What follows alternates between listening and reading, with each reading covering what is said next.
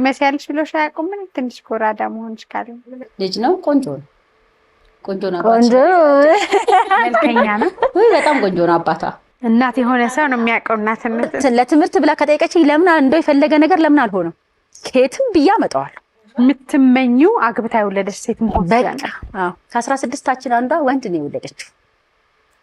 ያቺ ወንድ የወለደችው እንደኔ ነው። ገባሽ? ምንም ሰው የሌለ ብቻው የሚወልድ ሰው አለ አይደለ? ህፃኑን ትጥለዋለች ባርዛፍ ውስጥ። ጓደኛሽ እናትሽ ናት? ምንም ማታውቀው ታሪክ የለም በህይወቴ ውስጥ ካለ አንድ ያን ያህል ነው። የሴት ጓደኛ የለኝም። አዎ ይክፋኝም ይልማኝም እሷ ነች አለችው።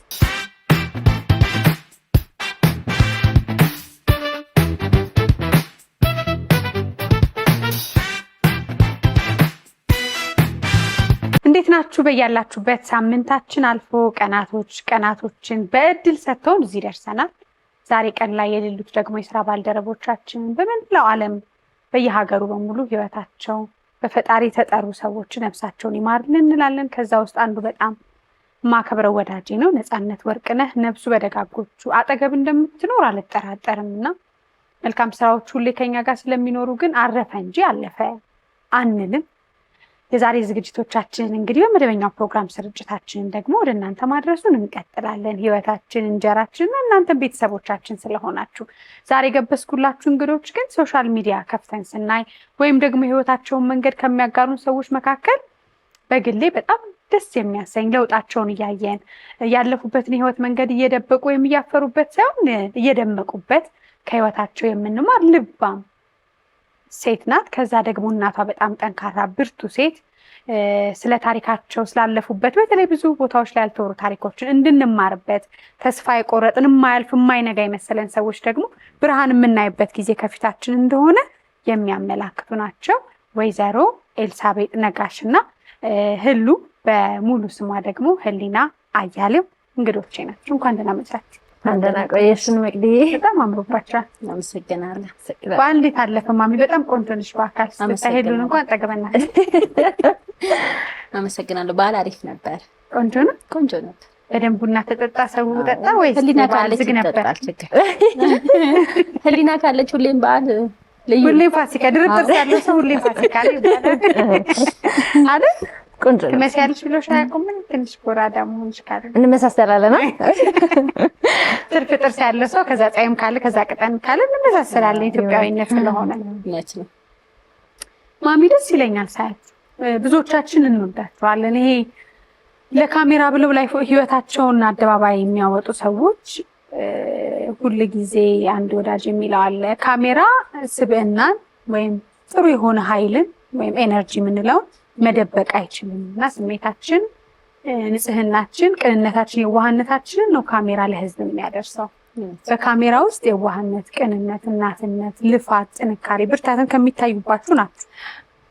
ማሚን ግን የተወለድሽ እንግዲህ ስናቀሽ ሶሻል ሚዲያ ላይ ቡና የምታፈላ ጠንካራ ሴት፣ ልጇን ያሳደገች ብርቱ ሴት፣ ብርቱ ጠንካራ ሴት፣ ብዙ ህይወትን አልፈሽ ነው። አሁን ግን ዛሬ ካንቺን ጀምር ኤልሳቤጥ የተወለደች የታደገች ህሉን የመሰለች ልጅ በልጅነት እንዴት አገኘሽ? እኔ የተወለድኩት ገጃ ማርያም የምትባል ቦታ ነው። እሺ ታጨራ መስላል። ህሊና ደግሞ አጋጣሚ የተወለደችው ናዝሬት ነው። እስቲ ከጌጃ ሰፈር ከዛ አዲስ አበባ ከዛ ናዝሬት። ገጃ ማርያም በጣም ምርጥ ሀገር ነች የተወለድኩባት። ግን እኔ በጣም ትንሽ ልጅ ሆኜ ነው የወጣሁት። 7 ዓመት ልጅ አክስቴ ጋር ነው ያደግኩት። ትምህርት ቤት ገባሁ። የማታ ነው የቀን እንዳይመስልሽ። የማታ ትምህርት? አዎ። ግን ያው ለመማር እድሉን አላገኘሁትም። እዛ ደሞዝ ምናምን ያለ እንዳይመስልሽ። አለ ደግሞ? አዎ። በቃ ለቤተሰብ የሆነ በአመት በ2 ዓመት አንዴ ስትሄጂ ለቤተሰብ ይደረግልሽ ነገር አለ። ትሄጃለሽ፣ ትመጫለሽ። ትንሽ የልጅ ቤት ውስጥ የምታግዝ ምትላለች እና እንደዛ ነው የኔ ህይወት ያለፈው። ልጆች አሉ ቤት ውስጥ? አሁን ይሄ የብዙ ልጆችን ህይወት 3 ልጆች አላት። 2 ወንድ 1 ሴት። ወንዶቹ ትላልቅ ናቸው። እኔ ሴቷ ላይ የደረስኩባት ትንሽ ሆና ማለት ነው። ግን አድጋ በቃ 1ኛ ክፍል 2ኛ ክፍል እስከምትገባ ድረስ እኔ አብሬ ነበርኩ ማለት ነው። ግን እንትን አይልሽም? አሁን አንዳንድ ጎበዝ ሰዎች አሉ ልጆቻቸውን ከአገልጋዮቻቸው የዘመድ ብለው ካመጧቸው እኩል የሚያሳድጉ። አንዳንዴ ደግሞ ልጆቹን ስታይ የበለጠ ህይወት ውስጥ ይኖሩና መዘግየቱ ደግሞ የሚሰማው ስሜት አለ አይደል? አለመማርሽ ምን ይሰማሽ? ክፉ አይደል? አለመማሬ በጣም ተጽዕኖ አለው፣ ግን ክፉ አልነበረችም ስታሳድገኝ። የሚገርምሽ ነገር ክፉ አይደለችም፣ ጥሩ ነች። እና ግን በቃ አለመማርሽን ስታስቢማ ህመም ነው፣ በጣም ከባድ ነው አለመማር። አሁን ያለሁበትን ደረጃ ያለሁበት ስላልተማርኩኝ ነው ስልሽ፣ ብማር ኖሮ ከዚህ የበለጠ ህይወት እንደምኖር አውቃለሁ። ግልጽ ነው፣ ይሄ ምንም ጥያቄ የለውም። እና ብዙ ልጆች እውነት ነው እንዳልሽው በትንሽነት እናስተምራለን፣ እናሳድጋለን። እኔ አሁን ሰራተኛ እንዲኖረኝ አልፈልግም። ለምን ማለት ጥሩ ነው። አንዳንዴ ታመጪና ሌላ ችግር ነው። ገባሽ? ያለፍሽውን የምትረሽበት ጊዜ ሁሉ አለ። ብዙ ሰዎች እኮ አሁን ሲያመጡ የሆነ ለጥሩ ነገር ይመስላል፣ ግን አይደለም። ትረሻለሽ። አንቺም እዛው ነገር ውስጥ ነው የምትገቢው። እዛው ስላለመግባት ደግሞ ባይኖርሽ ይሻላል። ያንቺ ያለፍሽውን መንገድ ታውቂው ለዛች ሴት ላይ እንዳትፈሪያለሽ። አዎ ያንን ነገር እንዳልደግሞ ፈራለሁ። ከዛ በኋላ እንግዲህ ደግሞ በልጅነት ስራ አገልግሎታል። ልጆችን ስታደርሺ የህሉ አባት ምን ነው በለጋዋን ትንሽ የ14 ዓመት ልጅ ልብ እንዴት አሸነፈ? ከዛ በጣም ደስ የሚል የሚያሳዝን የማያልፍ የሚመስሉ ጊዜያቶችን በእርግዝናሽ ጊዜ እንዳሳለፍሽ ስንጫወት ነበር ቀደም ብለን። በጣም ከባድ ናቸው ለተመልካች ነገር እነሱ ከባድ ናቸው። ግን እሱም የሚገርምሽ ነገር ልጅ ነበር የዛኔ እኮ በጣም ልጅ ነው። ቆንጆ ነው መልከኛ ነው። በጣም ቆንጆ ነው አባቷ። እና እንዴት ታወቃችሁ? ያው ትምህርት ቤት ልጅ ስናደርስ ብዬሻለሁ። አንቺ የምታደርሺው ያክስትሽ ልጆች ነበር ማለት? እሱም ደግሞ የቤተሰብ ልጆች አሉ የሚያደርሳቸው። በዛን ተዋወቅን። እንግዲህ ያው እየቀጠለ ሄደ። ተረገዘች። መረገዝ አይቀርም። አርግዣትን ግን እኔ 5 ወር እስከሚሆነኝ ማርገዜን አላውቅም። ልጅ ነኛ፣ ማውቀው ታሪክ የለም። በቃ ምን ይምጣ ምን ይቅር አላውቅም። ወይ 14 ዓመት ነገሩ በጣም ከዛ በኋላ 5 ወር ስትሆን ታመምኩ። በጣም ታመምኩ። ሐኪም ቤት ሄድኩ። ሐኪም ቤት ሲሄድ ሐኪሞቹ ነፍሰ ጡር ነሽ፣ ከማን ጋር ነው የምንኖረው? ከአክስቴ ጋር። አክስትሽን ማምጣት ትችያለሽ? አልችልም። ፈራሽ? እንዴ ብለሽ ትናገሪያለሽ? በጣም ከባድ ነው እኮ በጣም ከባድ ነው። ከዛም በኋላ በቃ 5 ወር ሲሆን ወጣው ከሷ ቤት እንዳታቅብኝ ማለት ነው። ወጣሁኝና ሰው ይገባ። ግን ጥሩነቱ 50 ብር የዛኔ በጣም ትልቅ ብር ነው። በ50 ብር ነው የገባሁት። የት አካባቢ መሰልሽ? ኢምፔሪያል ሆቴል አካባቢ። ያው አረሳው ሙላ ቦታውን ማለት ነው። ነፍሰ ጡር የ5 ወር ነፍሰ ጡር የ14 ዓመት ልጅ የሰው ቤት ስራ ውስጥ ገባሁ። እርጉዝ እንዳለሽ አላስታውቅም። በጣም የሚገርምሽ እና ሰው ቤት ገባሁ። 3 ወር ሰራው እዛ ቤት። መኪና አጥባለሁ፣ መኪና ላይ ያለ ዕቃ አወርዳለሁ፣ የቤቱን ስራ ሙሉ ሰራለሁ። ግን ሞግዚት አለቻት። ያቺ ሞግዚት ልጅ ትዝ ይለኛል። የጎንደር ልጅ ነች እና ጥሩ ልጅ ነበረች። ሴትዮዋ ሳታያት ቤት ታጸዳልኛለች። ነግራታለሁ ማለት ነው ለሷ። እንደዚህ ታሪኩን ስላወራኋት ታግዘኛለች። ግን እነሱ ሲመጡ ልጆቹ ጋር ነች፣ ሞግዚት ስለሆነች ማለት ነው። ሞግዚት ከሆነች የዛን ጊዜ ሌላ ስራ አሰሪ። የቤቱን ሙሉ ኃላፊነት ግን እኔ ላይ። አዎ ምግቦች፣ ወጥ ምናምን እኔ ጋር ነው ሁሉ ነገር። ግን እሰራለሁ። በደንብ ነው የሚሰራው። የምገርምሽ ነገር ምንም የሚቀረኝ ነገር የለም። እና በሳምንት አንዴ በግ ይታረዳል። ታረድና ያንን በግ ቀረጣጥፈሽ አስተካክለሽ ምን ብለሽ ፍሪጅ ታስገቢያለሽ። እሷ ሴትዮዋ ስኖር ማለት ነው። እንደዛ ስለሆነ እሰራለሁ። በደንብ ነው የምሰራው። በቃ ምንም የሚጎል ነገር የለም። እንደዛ እያልኩ ልጆቹ ሲጫወቱ ጫወታለሁ አብሬ ወጥቼ። ሳር አለ ግቢ ውስጥ ሰፊ ሳር። እዛ ሳር ላይ ሲገለበጡ ነው የምገለበጣለሁ። እንዳያውቁብኝ ነው ልጆቹ እርጉዝ መሆኔን። ግን እርግዝና አሁን በእርግዝና ጊዜ ሁላችንም ሆነን ስላለፍ ነው ምግብ መብላት ያምርሻል። ሽታ በጣም ያስቸግራል። በጣም ድካም አለው። እንዴት ሰው ይላል። እኔ ግን አንዲት ነገር ማውቀው ነገር የለኝም። ግን ምን መብላት ደስ ይለኝ ነበር መሰለሽ? ቲማቲም ለብለብ። ከዛ በተረፈ ሽታ ምግብ ሽታ ቅብጥስዬ ምናምን የለም እኔ ጋር አላውቀውም ሁላ። እና እንደዛ አለፈ። አባትየውም ፈልገው ያው ማግኘት አልተቻለም። አጣሁት። ቦታ ቀየረ ካለ አያውቅም ነበር። አያውቅም። እዛም በኋላ ያው 8 ወር ሲሆነኝ የሴትዮዋ ከካናዳ መጣች። አብራኝ ስለሆነ የምትውለው ባልና ሚስቶች ቢሮ ነው የሚውሉት። የቢሮ ሰራተኛ ናቸው። ጠዋት ይወጣሉ፣ ማታ ይገባሉ። እዛ በኋላ ያቺ ከካናዳ የመጣች እህቷ አጋጣሚ ነፍሰ ጡር መሆኔን ታውቃለች። ነግረት እንዳይመስልሽ እንደዚህ በማየት ብቻ ማለት ነው። አብረሽ ስትይ ታስተውያለሽ። አዛ ሴትዮዋ አንድ ቀን ሆን ብላ ቤት ዋለች ሙሉ ቀን። ውሃ ትለኛለች ወስዳለሁ፣ ሻይ ትለኛለች። እንደው ምናልባት የምታየኝ ከሆነ ልታስታውስ ትችላለች። ሻይ ትለኛለች ወስዳለሁ፣ ውሃ ትለኛለች። ምሳው እንዴት አድርጋ ቁጭ በይ ተባለኝ። እዛም ሻይ ላናግርሽ እፈልጋለሁ ቁጭ በይ አለች። እሺ አልኩና ቁጭ አልኩ። ደግሞ እንደው ልጄ ወር አበባ ታያለሽ አላይ። ስንት ወርሽ? እዚህ ከመጣሁ ጀምሮ አታይማ 8 ወር። እንዴት? በቃ ላይ በጣም አዘነች። እንደዚህ ነው እጇ እንዲህ አለ። በቃ ከማዘኗ የተነሳ ማለት ነው። ይኸውልሽ እሷ ጋር እንዳልወልድ ባልየው በጣም ኃይለኛ ነው። ሁለተኛ ደግሞ ልጆቿ ሴቷ ልጅ በተለይ በጣም ፈጣን ልጅ ነች እና እንድታቀም እንድታይም አትፈልግም። ምን ታርገኝ? ዛሽ አሁን የት መሄድ ትፈልጊያለሽ አለች። እኔ ናዝሬት ነው የምሄደው አልኳት። ናዝሬት ማን አለ? አክስቴ የለኝም፣ ግን ማንንም የለም። ስሙን ብቻ ነው የማውቀው ናዝሬትን ሲባል እና ርቀቱ እንጂ እኔ የማውቀው ሰው የለኝም። ናዝሬት በቃ ተዘጋጅ። ሴትዮዋ ያቺ ከካናዳ የመጣችው እህቷ ሻንጣ ሙሉ ልብስ ሰጠችኝ። የህፃን ልብስ አልቀረ፣ የኔ ልብስ አልቀረ። እዛኔ በጣም ብርቅ ነው የውጭ ልብስ ማግኘት ማለት። ከውጭ መጣ። ያው የካናዳ ልብስ ለብሳ ነው ያደገችው። አንደኛ ዓመቷ ልደት ራሱ በእውነት ነው የምልሽ እሱን ልብስ ለብሳ ነው። ትላልቅ ከመሆናቸው የተነሳ ልብሶች እስከ አንደኛ ዓመቷ የሷን ልብስ ነበር ማለብሳት። እዛ እንደዛ ሆነ። ሲሄድ አምታ ለጋር አሳፈረች። በስነ ስርዓት በራሷ መኪና እዛ መጣ አሳፈረችኝ። ሄድኩኝ ናዝሬት። ግን የተሳፈርኩት መኪና ውስጥ በጣም ትልቅ ሴትዮ ያገኘው። ምናልባት በህይወት ሊኖሩ ይችላሉ ላይኖሩ ይችላሉ። በጣም ትልቅ ሴት ናቸው። ልጄ ሲያዩሽ የደከምሽ ትመስያለሽ፣ የት ነው የምትሄጂው?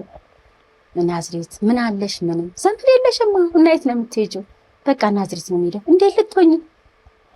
ሰዋላ በይ እንግዲህ ልጅ እንደሱ ከሆነ ማንንም አታውቂ ካልሆነ እኔ ጋር ታርፊያለሽ። እሳቸው ጋር 15 ቀን ተቀመጥኩኝ። ከ15 ቀን በኋላ በጣም ሰፊ ቤት በ27 ብር ተከራዩት። 27 ተከራዩልኝ። ገባው እዛ ቤት አንሶላ የሚለብሱ ነገሮች ታይወቃችኛ ሴትዮዋ ሰጠችኝ። በጣም በቂ ነው። ገባው። ግንብ ገበያ ይባላል ናዝሬት ገበያው። ዘይትና መዘንዘፊያ ምናምን አለኛ ብር ያቺ ከካናዳ የመጣችውን ሰጣኛለች። ሴትዮዬም ደሞዝ 50 ብር ትከፍለኝ ነበር። 150 ብር አለ እሷ ጨምራ 200 ብር ሰጠችኝ። ያቺ ደግሞ ከካናዳ የመጣችው ትዝ ይለኛል 700 ይሁን 1000 ብቻ ብር ሰጣኛለች። እና በጣም ብዙ ብር አለኝ። በቃ በቂ እኮ ነው በዛን ጊዜ። ግን ብቻሽ? አዎ ልጅ ለመውለድ ብቻሽ ናዝሬት? አለማንም አጋዥ ሰው ዘመድ ቤተሰብ? በነገራችን ላይ አባቴ ይሄን ታሪክ ሲሰማ ሁሌ ያለቅሳል። በጣም ነው የሚያዝነው። እዛ እንደዛ ሆነ። ሄድኩኝ። ያ ምጥ መምጣቱ አይቀርም። ማክሰኞ የጀመረኝ ምጥ እሑድ ነው የወለድኩት። ከባድ ነበረ። እና ማን አዋለደሽ ግን? ማለት አዋላጅ በ25 ብር 25 ብር ተከፍሏት አዋላጅ መጣች። ማታቂሽ? እዛ አላውቃትም ግን ጥሩ ሴት ነበር። በቃ የታወቀች ሐኪም በያት በየቤቱ ትወሰዳለች። እና የዛን ቀን ስንት ሰው እንዳዋለደች ታውቂያለሽ? ከኔ ጋር 16 ሰው ነው ያዋለደችው። አዎ ግን 16ቱም ከ16ቱ እንጃ እንደው 10ሩ ጥሩ ላይፍ ላይ ያሉ ከሆኑ አላውቅም። ስድስታችን ግን ከባድ ኬዝ ነበረ። ያው ዝም ብለሽ ብቻሽን የምትወልጂ ማለት ነው። ከዛ ማን ሁሌ እሷን ባየሁ ቁጥር ማስታወሰው ታሪክ አለ። ከ16ታችን አንዷ ወንድ ነው የወለደችው። ያቺ ወንድ የወለደችውም እንደኔ ነው። ገባሽ? ምንም ሰው የሌለ ብቻው የሚወልድ ሰው አለ አይደለ? ህፃኑን ትጥለዋለች ባህር ዛፍ ውስጥ እና ህፃኑን ግማሽ ነገሩ ነው የተገኘው፣ አውሬ በልቶት ማለት ነው። እና 17 ዓመት እስራት ተፈረደባት ትዝ ይለኛል። እና ህሊና ያልኩበት ታሪክም አንድ እሱ ነው። ህሊናሽ ነው ያንን ነገር ሊያዝሽ የሚችለው። ገባሽ? እና እንደዛ ሆነ። ከዛ በወለድኳት በ17ኛ ቀኔ ልክ 16 ወደ 17 ማን አረሰሽ ግን? ማንም በቃ ነገርኩሽ። ኩፍ ባለ ዳቦ ስጋ ጠብሰው ነው የሚያመጡልሽ እዛ ሀገር። እና ወይ ፓፓያ ያመጡልሻል፣ ፍራፍሬ የፍራፍሬ ሀገር ስለሆነ ሀገሩ ያንን ነው የሚያመጡልሽ። ማንም ጠይቀሻል። ግን ቦኖ ውሃ ቀዳ ነበር በ10 ሊትር ጀሪካን። እና እዛ ጋር የሚያዩን ሰው ማለት ነው አራሶኛው እዛ ጋር የሚያዩን ሰዎች አይከት ልጅ ምናምን ወለደች ነው ሲሉ ወለደች እና ማቤት እንትና ግቢ ነው ይጠይቁኛል። ከዛ ልብስ ምናምን ታጥቡ ራስሽ ነሽ። ልብስ የሚያጥብ ምን የሚያጥብ እንዳትጠብቂ። ለምን ክፉ ጊዜ ነበረ። አራስ ስትሆኚ እንደዚህ እንዳሁን ተንከባክቦሽ እዚህ ጋር ተቀመጥ እዚህ ጋር ምናምን አይደለም። እዛ እንደዛ ሆነ። በ16ኛ ቀን ሌሊት በህልሜ መጋረጃውን ጥስጥስ ያደርጉና እሷን ይወስዱብኛል። የእውነት የሚወስዱብኝ ነው የመሰለኝ። እዛ የነበረውን ዕቃ ቁጭ አድርጌ ሻንጣዬን ያዝኩ። እሷን መጀመሪያ ጠቀለልኳት። በደንብ እንድትታቀፍልኝ ማለት ትንሽ ነች። አዎ ትንሽ ስለሆነች ጠቀለልኳትኝ። ገጠር ማደግ እኮ ጥሩ ነው። ትንሽ ሆነች ገጠር ካደግሽ የሆነ ነገሩን ታውቂዋለሽ። እዛ ጠቀለልኳት፣ ፎጣ አደረኩባትና ሻንጣዬን ከኋላ አዘልኩኝ። እሷን ከፊት ይዣት መጣሁ አዲስ አበባ። አሁን ማን ነው ተስፋ የምታረጊው ከሌላ ምትም? አዲስ አበባ መጣሁኝና ተመልሼ አክስቴ ጋር ሄድኩ። እሷ ጋር ሲሄድ ኩሽና ደበቀች። ባልዮ እንዳይ ማለት ነው። በጣም ኃይለኛ ነው ባልዮ። በዚህ አጋጣሚና ኩሽና ደበቀች። ስታለቅስም ድምጿ መሰማት የለበትም። ከዛ ደብረ ዘይት ላከች። የሆነ የባሏ ቤተሰቦች አሉና ደብረ ዘይት በዛ በመጣው በሳምንቴ ነው ምናምን እንግዲህ ክርስትና እንኳን አልተነሳችም። በ20 ቀኗ ምናምን ማለት ነው 17 ቀን 3 ቀን 20 ቀን ደብረ ዘይት ላከች። ደብረ ዘይት ግቢያቸው በጣም ትልቅ ነው። የሄድኩባቸው ሰዎች ሄድኩኝ። አትክልት አላቸው። ጎመን ትቆፍሪያለሽ፣ ፓፓያ የሌላ አትክልት ጠይቂ።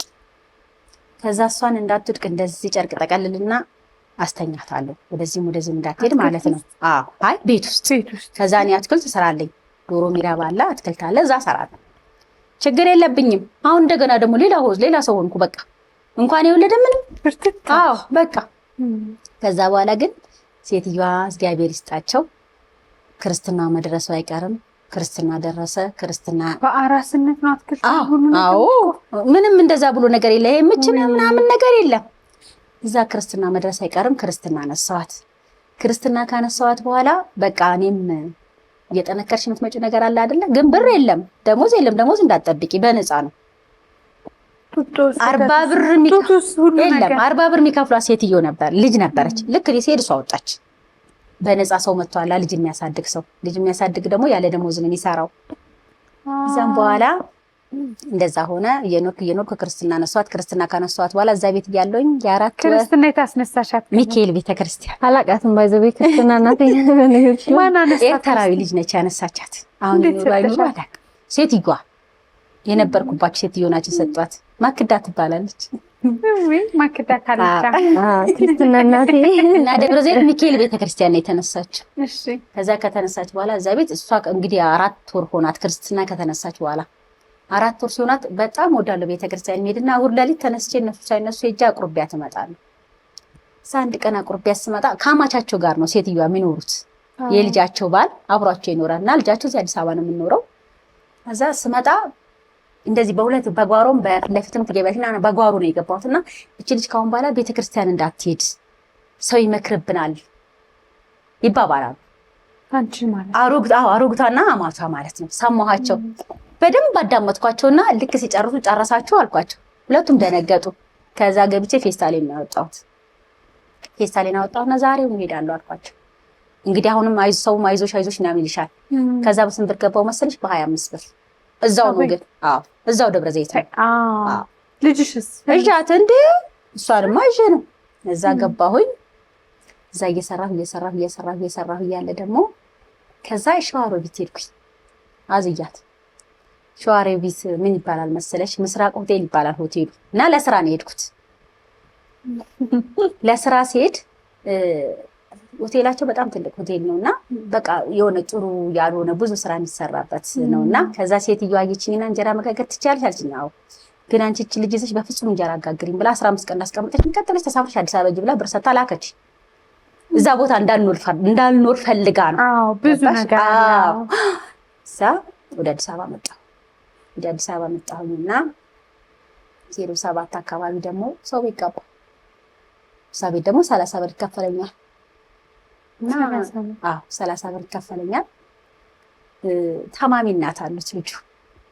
ግን በነገራችን ላይ በጣም ጥሩ ሰው ነው። በጣም ጥሩ ሰው በቃ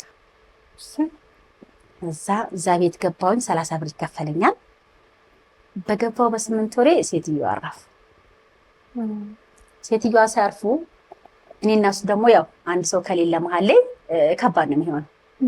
እንደ በፊቱ ሴትዮዋ እንዳሉት መኖር አልቻለም። ከዛ ቤት ወጣ። ግን የመጀመሪያ ስራዬ ቤት መከራየት ነበር። አሁን የስንት ዓመት ልጅ ሆናለች መሰለሽ? የ4 ዓመት ልጅ ሆነች። ህይወት ቀጥሏል በቃ። እዛ ትምህርት ቤት ሁሉ የእናትነት ጊዜ በሰው ቤት ማለት በሰው ቤት ነው። ትምህርት ቤት አስገባኋት። ትምህርት ቤት ልጅ ማታ 10 ሰዓት ይገቡና 11 ሰዓት ይወጣሉ።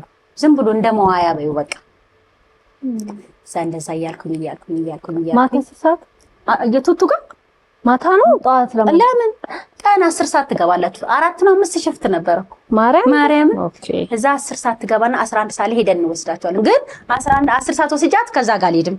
በር ላይ ነው ቁጭ ምለው። አንድ ሰዓት ነው ጨርሳ እስከመጣ ስትገባ እኮ አልቅሼ ነው የምትገባው። ስትወጣ ደግሞ እዛው ቁጭ ብዬ እጠብቃለሁ። ትመጣለች። ታላቅሰን እንደዚህ ተባብለው ትገባለች። እዛ እሷን ይዤ ወደ ቤት ሄዳ ተከራይቻለሁ። እንግዲህ በቃ አሁን በስንት ዓመት? በ60 ብር የ4 ዓመት ልጅ ያለ ተከራየሁ። 18 ዓመት ሆነሽ? አልሆነኝም።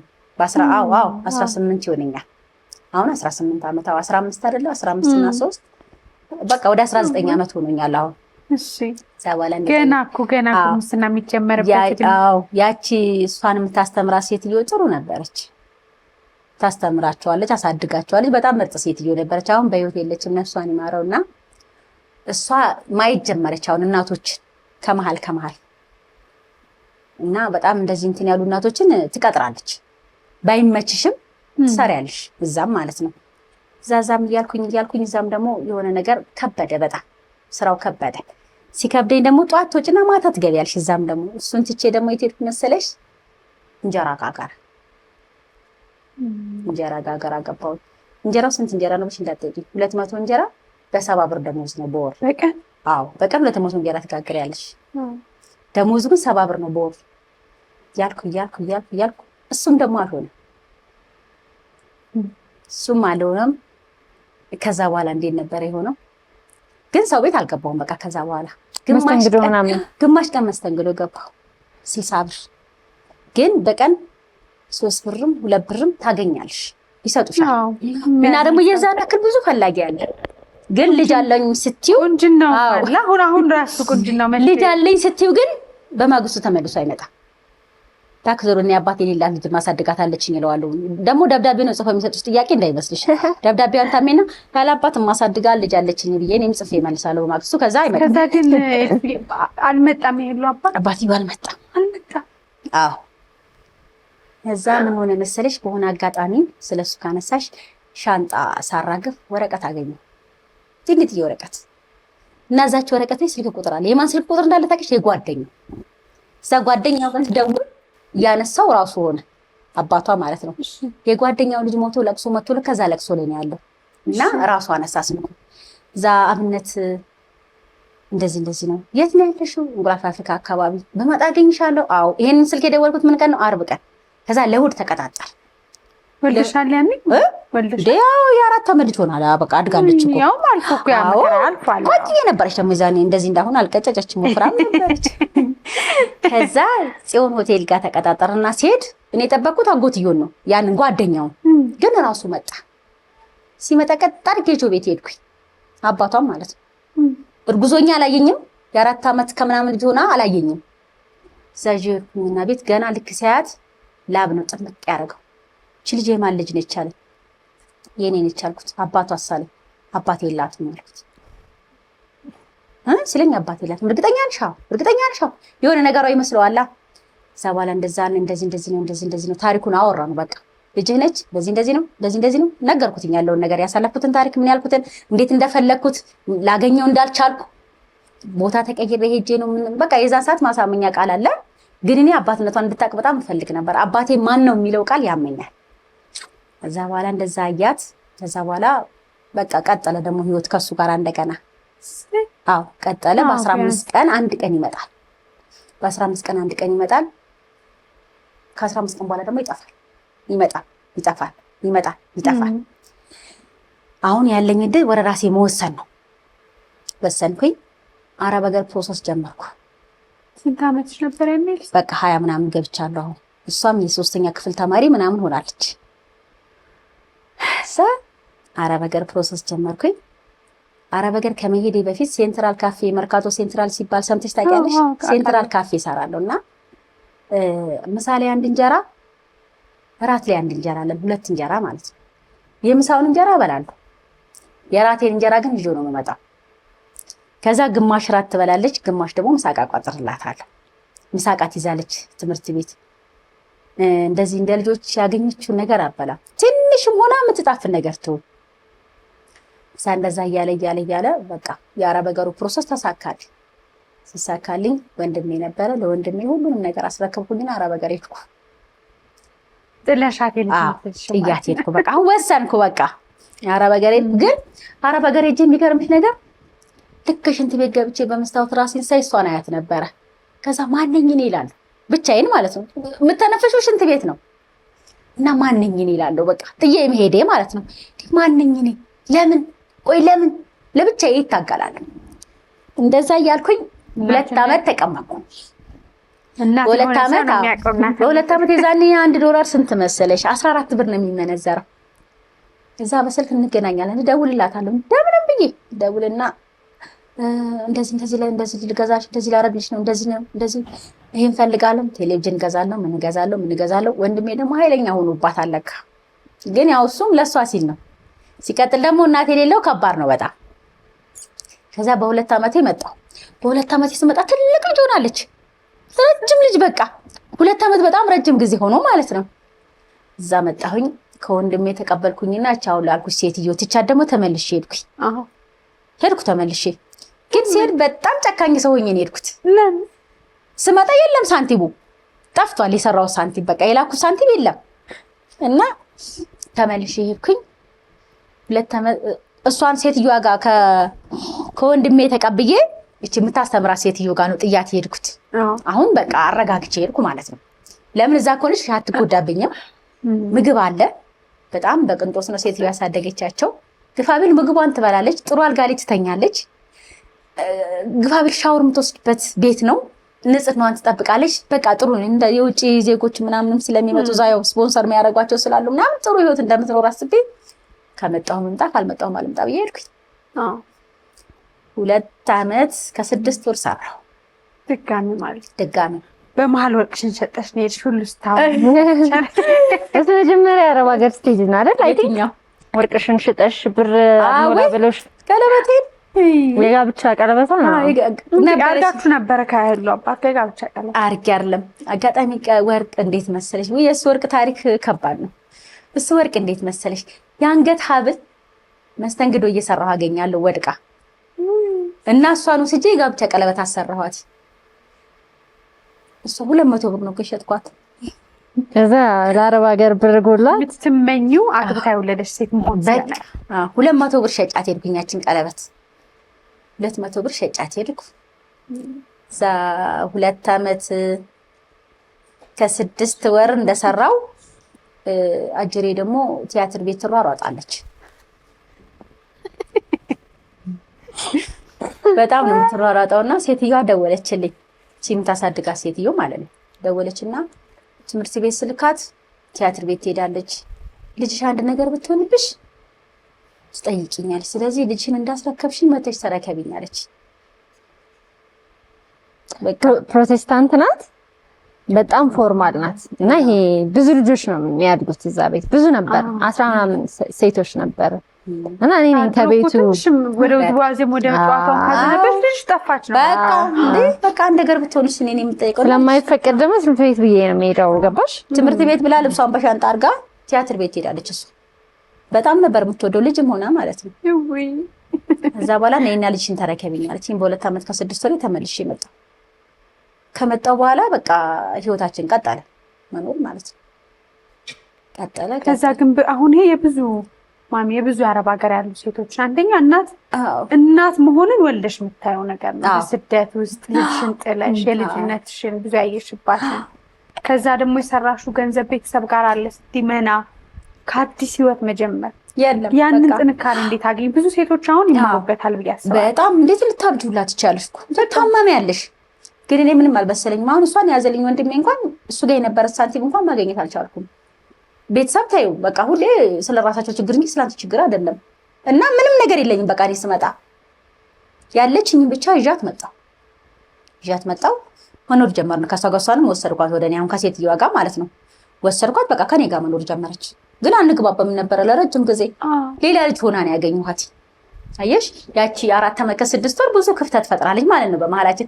ሁለተኛ ነገር እኔ ጋር መታ ደግሞ እኔ ጋር ያለው ያ የድህነት ኑሮ ነው። አረብ ሀገር ያህልም ብኖር ሽን መታጠብ ሻወር ቤት የለም እና ሌላ ልጅ ሆና አገኘኋት። ምቾት አለው። ለእናት ግን እንዴት የሚያም ነገር ነው። ቲኔጀር የሆንኩበት እድሜ ላይ ነው ሄደችው። ገባሽ? ያ10 ምናምን ነገር አሁን በራሴ በእሷ ታሪክ ውስጥ ራሳችንን በጣም እናያለን። አዎ። እና በጣም በቃ ብዙ ጊዜ አንግባባም ነበረ። ለምስ እሷ የዛን ቤት ህይወት ትፈልገዋለች፣ እኔ ደግሞ የምቾት ህይወት ነው። አዎ። እኔ ደግሞ እኔ ጋር ሆነ ያንን ህይወታችንን ነው የምፈልገው። በእርግጥ ልብስ እንለብሳለን፣ የሌለንን ልብስ አለን፣ የምንበላው መሆኑ አይጠፋም አለ። ገባሽ? በቃ አትደክሚ። እንደዛ እንደ በፊቱ አንድ እንጀራ ራትና ምሳቃ ሆኖ ሳይሆን እንጀራም ትበያለሽ፣ የሆነ ነገር ታረጊያለሽ። በቃ እዛ እንደዛ እየሆንኩኝ ከዛ እንደመጣሁኝ ባንክ ቤት ክበብ ነገር በነፃ ሰጥቶኝ መስራት ጀመርኩ። በቃ መስራት ጀመርኩ። እሷም 10 መስራት ነው በጣም በህይወቴ በጣም በቃ 10ን 11ን 12ን ጨረሰች፣ አደገች። በቃ እዛ የዩኒቨርሲቲ ውጤት መጣ። ዩኒቨርሲቲ ሲመጣ ድሬዳዋ ደረሳት። ያ ሁሉ የደከምሽባት ወደ ዩኒቨርሲቲ ገባች። ከዛ መሀል ላይ ግን ህሉ ጋር ልምጥ እየሰማች እንደ አዲስ የእናቷን ታሪክ በቃ ትነግሪያለሽ እያለቀሰች ልጆች በተለይ በትዳር መለያየት ውስጥ ወይም ልጆች የሌላን ህይወት ጣዕም ሲያውቁ በጣም ብዙ ፈተና እናት ጋር ይመጣል። አንዳንዴ ልጆቻቸውን እያሳደጉ አባት ሄዶ የሚጎበኝበት ወይም አባት እንኳን አዝናንቶ ወደ እናት ሲመልሳቸው እንኳን ያቺ የተዝናኗትን ጊዜ በመናፈቅ እናታቸውን ህይወታቸውን ይጠሉታል። ትምህርት ቤት ስንማር በእናቶቻቸው ስም እንኳን የሚያፍራሉ አይደለም በህይወታቸው በምታየው ህይወት ልጅነት አለ ማመሳ እና ምን ነበር የሚሰማሽ? ያ የምትኖር ህይወት አለ። እናትሽን ስታያት ደግሞ የደከመች እናት አለች የምታነጻጽሩ ከኩዮችሽ ጋር እንዴት ነበር? እስቲ አሁን ጉርምስና ላይ ያሉ ልጆች ያዩናል መቼስ። አጋጣሚ የተማርንበት ትምህርት ቤት ባለቤቷ ጋር ነው ማድገው። እሱ ምን አይነት ሌግዠሪ ላይፍ እንደሆነ ያው መገመት አያቅትሽ። ከዛ ደግሞ ፈረንጆች ናቸው የሚኖሩት፣ የፈረንጅ አስተማሪዎች ነው የሚያስተምሩት ትምህርት ቤቷ ውስጥና ፈረንጆችም እዛ ነው የሚያርፉት። በቃ ላይፍ ስታይላችን እንዳለ እንደዛ አይነት ነበር፣ ሌግዠሪ ነበር። 13 ትምህርት ቤት ነው የነበራት። ገነት ሉል ሰገድ ትባላለችና በጣም ትልቅ ቦታ ባለጸጋ ነው። በጣም አሪፍ ላይፍ ነበር፣ አሪፍ ህይወት ነበር። መጥፎነቱ ደግሞ ነፍስ ማወቅ የጀመርኩበት እድሜ ላይ ነው እዛ መኖር የጀመርኩት። እማዬ የሄደችውና በጣም ሌግዠሪ ነገር ነው የለመድኩት። በቃ በረም በፍጹም እኛ የውጭ ልብስ ነው ሁሌ በአመት መጀመሪያ ላይ የሻንጣ ልብስ የሚመጣለን፣ ኤቭሪቲንግ ፋንሲ ነው በቃ ሁሉ ነገር። እናትሽን ግን 40 ቀን ዳሽ ታውቂያለሽ በደንብ ታውቃለሁ። ግን በቃ እዚህ ያለው ነገር በጣም ተመችቶኛል እና ከ5 አመት በኋላ እና ማሚ ጋር ስመጣ እኔ አልቻልኩም። በቃ ሶፋ ላይ ነው የምተኛው፣ ያለው ሶፋ ላይ ነው የምተኛው። መኝታ ክፍል የለም፣ ሻወር ቤት የለም። ወይ ሻወር ቤት ሄጄ ነው የምታጠበው፣ ካልሆነም ቤት ምንድነው ይባላል እንትን እናሸንፋለን ታጠበ በርሜል ላይ እና በቃ ብዙ ነገር ምግብም ምንም በቃ ይሄ አለ። ግን እኔ እንደለመድኩት አልነበረም ያናናር ነገሩና በቃ በጣም ከበደኝ ህይወት ኢቨን ይሄ ለምደሽ በእድሜ ይሄ አለው በምትይበት እድሜ እንደዛ አይነት ህይወት ለምደሽ ትንሽ ከባድ ነበር። አንዳንዴ ባልወለድኩ እስክትይ ድረስ ህመሙ ያለፈበት ሰው ያውቃል። ችግርሽን ስለምታውቂው ትንሽ ፊትን ሲያሳዩ መከፋቱ ደግሞ ግን ደግሞ ያመኝ ነበረ። ለምንድን ነው ያመኝ ታውቂያለሽ? በቃ እሷን ሲከፋት ይከፋኛል። አሁን ስታለቅስም የሆነ ነገር ይከፋኛል። በቃ ለምንድን ነው እንደዚህ ምን ነው ለምንድን ነው እንደዚህ የሚሆነው ምናምን ስትል እኔ በጣም ነበር የሚከፋኝ። የራሴ መኝታ ቤት ሳይኖር እሺ ላጥና የት ጋሽ ምን ለምን አመጣሽኝ ሁሉ እናቴ አንዴ እንደስለሽኛል ብላ አሁን ካደኩ በኋላ በጣም ተሰማኛለች። ግን እኔ ታሳዝነኝ ነበረ። ለምሽ አንዳንዴ ሳትፈልጊ ታመጪና የምታሰቃየው ህይወት አለ። ያ እኮ በራስሽ ፍላጎት ነው የመጣው፣ እሷ ፈልጋ አይደለም።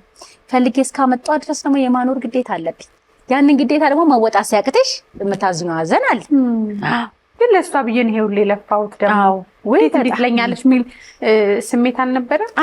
እኔ ጋር አልነበረም። ያዝን ነበር በጣም በህይወቴ በጣም ነበር ማዝ ነው። በቃ እሷ የት ጋር እንደምትደርስ ነበርና በትምህርቷ ደግሞ ቀልድ አላውቅም። ለምን አልተማርኩማ? እኔ ስላልተማርኩ በሷ ትምህርት ቀልድ አላውቅም። በእርግጥ እሷም እግዚአብሔር ይመስገን አሁን የሚገርምሽ ነገር እኛ ጋር ብዙ አስጠኛ ያላቸው ልጆች አሉ፣ ብዙ ባስጠኛ የተማሩ ልጆች አሉ። ህሊና አስጠኛ አታውቅም። በራሷ አሸንፋ የወጣች ልጅ ማለት ነው። የደረጃ ተማሪ ነበርኩ። የደረጃ ተማሪ ነበረች እና በቃ ያ ነገር ደስ ይለኛል። እና እኔም ደግሞ ለትምህርት ብላ ከጠየቀችኝ ለምን እንደው የፈለገ ነገር ለምን አልሆነም ከየትም ብዬ አመጣዋለሁ። እና ያ ነገር ስለሆነ ደስ ይለኛል። ዩኒቨርሲቲ ልጅሽ ውጤት መጣላት። ከዛ ድሬዳዋ ዩኒቨርሲቲ አልሄድም ማለት ገባ ነው ሲባል ምን ተሰማሽ? አልሄድም ማለት እሷ ትሄዳለች፣ እኔ ደግሞ አልሄድም ማለት እኔ እዚህ ወክማ እየሰራሁ ነው። አረ ቲያትር ቤት እየሰራሁ ነው። ኦልሬዲ ደሞዝተኛ ሆኛለሁ። እንዴ ወክማ በወር ብር ይከፈለኛል። ከዛ ፌመስ ነኝ ደግሞ። እንዴት ወደ ቲያትሩ አክስቴ ቤት እያለሁ ሄዳለሁ አላልኩሽም? ከአክስቴ ቤት ከዛ እንዴት ቀጠለ? እንዴት አፈራሽበት? በቃልቶቹም ገባሁኝ። በቃ እሷ መጣች እኮ እሷ መጣች። በሱ የተነሳ እኔ ተረካቢ ስትለኝ ትቼ መጣሁ። የምሰራውን ስራ አራበ ጋር ጥዬው መጣሁኝ። ከመጣሁ በኋላ ወሰድኳት። ወስጃትም ግን እሷ እዛ አላቆመችም፣ ትሄዳለች። ግን አሁን በትምህርት ቀን ከሰኞ እስከ ዓርብ ያለችውን ቀን ብትሞት አትሄድም። እኔም ብትሞት እንድትሄድ አልፈልግም። ስራው ደግሞ ቅዳሜና የራሷ ጉዳይ። በቃ ስቴጅ ሊድ ማድረግ ነበር፣ መድረክ መምራት። የህፃናቶች አይደለ ህፃናትና ወጣቶች ቲያትር ቤት ነበር። ታምጣው 5 ዓመት ሰርቻለሁ። ከነሱ ቤጋ ምናምን ነበርኩ። አዎ እኛም ነበር እንዴ እንተዋወቅ ነበር። እና በራና የሚባሉ እነ ራሄል ያሉበት ጊዜኛ በውዝዋዜ ነበር። ተላልፈን ነው ማለት ነው። ሁሉ ድምጻችን እስኪዘጋ ነበር ቮካል ምን ሰራው። እኔም ዘፈን ሞከርኩና አንድ ቀን ስቴጅ ላይ ተሳስቼ አቆምኩ። ተሳቀበት። ተጠርጠርተሽ ነበረ ማሚ ጠርተሽ ማሚ ወክማ መጥተሽ ታውቂያለሽ እንዴ? አንዴ የሆነ ስትመረቁ መጥቻለሁ። እንትን ትዝ አይልሽም? ይሄ ትላልቅ ፕሮግራሞች ሲዘጋጁ ይሄ የህብረ ብሔር አይነት ሙዚቃዎች ምናምን ነበሩ። ወክማ እሱን ምናምን ሰራ ነበር። ስቴጅ ሊደር ምናምን ነበር እና ደሞዝተኛ ነበርኩ። አጻፍኩላ ደብዳቤ ከወክማ ወደ አዲስ አበባ ዩኒቨርሲቲ ይዘዋወርላት ምናምን የሚል ግን በቃ አልሆነም፣ አልተሳካም። ቀጣሪው ሰርኳት ነው ይዛኝ ሄደች በባስ ድሬዳዋ። ከዛ በኋላ ነው የምታድሩት በእኛ ዶርም ገብተን ተማሪ መስላችሁ አስገቧት። ባይዘው ግቢ ገባች። አይቻለሁ ልጅ አይ ልጅነቷ በዚያው ልጅነቷ አልሰጠች እንትን አንቺ ምንድነው ዶክመንቴሽን አንቺ ስለ መታወቂያ ነው ያለኝ አልኳት። በር ላይ ጥበቃዎቹ ማለት ነው። ከ4 ቀን ከ5 ቀን ካደርን በኋላ እኮ ነው ዛንቺ እንደ ኢንዱስትሪ ወላጅ ሳቀችብኝ። በእውነት ጥበቃ ሳቀችብኝ እኮ ከተብለ እኔ ወላጅ አሁን የድሬዳዋ ዩኒቨርሲቲ በዛ ባች የነበሩ ሲያዩ ማሚ ሸውዳ ነበር ተማሪ መስላ። አላማው ግን በጎ ስለሆነ እናት ምን ያህል መስዋዕት ነው። ግን የሚገርምሽ ነገር ከድሬዳዋ ያለቀስኩ እምባዬ ሳይደርቅ አዲስ አበባ ገባሁ። ትቻት መምጣቴ በቃ ለረጅም ጊዜ አልቅሻለሁ። ለረጅም ጊዜ ይኸውልሽ እንድትለየኝና ህይወትን እንድትማር ፈልጊያለሁ። መሄዷም ደግሞ አስከፍቶኛል እና እንደዛ ነበረ። ግን ያው ማለቁ አይቀርም፣ አለቀ። እንዴት ነበር ግን የዩኒቨርሲቲ ህይወት? አሁን ህይወት እና እድሜ ራሱ የሚወስድሽ ነገር አለ ሁሉ አይደል? ጉርምስና አለ፣ መታየት መፈለጉ አለ፣ ሁሉ ነገር እድሜው ሂደቱን ጠብቆ በህይወታችን ይመጣል። ዩኒቨርሲቲ ተማሪ ሆነሽ በጣም ብዙ ልጆች ሲሉ ሰማለሁ። አባቴ እኮ ይሄንን ሸጦ ነው የላከኝ፣ መማርበት አጥቼ እንዲህ ብሎ በቃ ያልተማረ ቤተሰቤ እንድማር እዚህ አምጥቶኝ። በጣም ብዙ ሸክም ብዙ ተማሪዎች ሁላችንም ላይ አለ። እንዴት ነበር አንቺ? እናትሽ ጫና አለ፣ አንቺ ደግሞ የጀመርሽው ደግሞ ቲያትረኛ ፊልም ሰሪ መሆን አለ፣ በመሀል ደግሞ እናት አለች፣ ትንሽ አለ። የወክማ መተውዬ በጣም ደበረኝ። በቃ በጣም ወደው ስራ ነበር እና ፌመስም ነበርኩ። ህጻናቶች ስለሚወዱኝ ምናምን በጣም በቃ ደስ ይለኝ ነበር። ቲክቶክ አይደለም ፌመስ ያደረገኝ እያልሽ መጀመሪያማ ወክማ ነው ልጆች ወዱኝ ነበር። ቲቪ ላይም ሰራ ነበር። ኢቲቪ ላይም የህፃናት ፕሮግራም ሰራ ነበር። ኢቲቪ 2 የሚባለው አዲስ ቲቪ ነበር አይደለ? የህፃናት ፕሮግራም እንቡጦች የሚል ፕሮግራም ላይም መሪ ነበርኩኝና በቃ ያ ስላለ መንገድ ላይም ትናንሽ ህፃናቶች ምናምን ያውቁኝ ነበርና በጣም በቃ አክተር ነኝ እኔ። የዛኔ አልፈልግም ዩኒቨርሲቲ የምን ትምህርት ነው የምን ዲግሪ ነው በግድ ነው በቃ እያለቀስን ተዘጋግተን ነው ሙሉ ግቢ እዛ ድሬዳዋ እስክንደርስ ተዘጋግተን ሳንነቃቃ ዶርሙን አየችው፣ ምግቡን አየችው። ምግቡ እንደማይስማማኝ ምናምን በጣም ምግብ ላይ ፒኪ ነኝና ምግቡን ውጭ አስመዘገበችኝ። ዶርሙን አየችው። ዶርም ነው የምትኖሪው አለች። ተታይ መጣች። ከዶርም ውጪ ነው ራሱ እንደ ሀብታም ልጅ የምትበይዋል። አዎ እንደዛ እየበላንኛ በ15 ቀን 600 ብር ልክላታል። በጣም ብዙ ብር እኮ ነው እናታ በወር 1200 ብር ማለት ነው በወር። ኮስት ሼሪንግ ማለት ነው። አይ በደንብ ሀቁን እንደ ዳርሽ አይደለም ያሳደገችኝ ነው።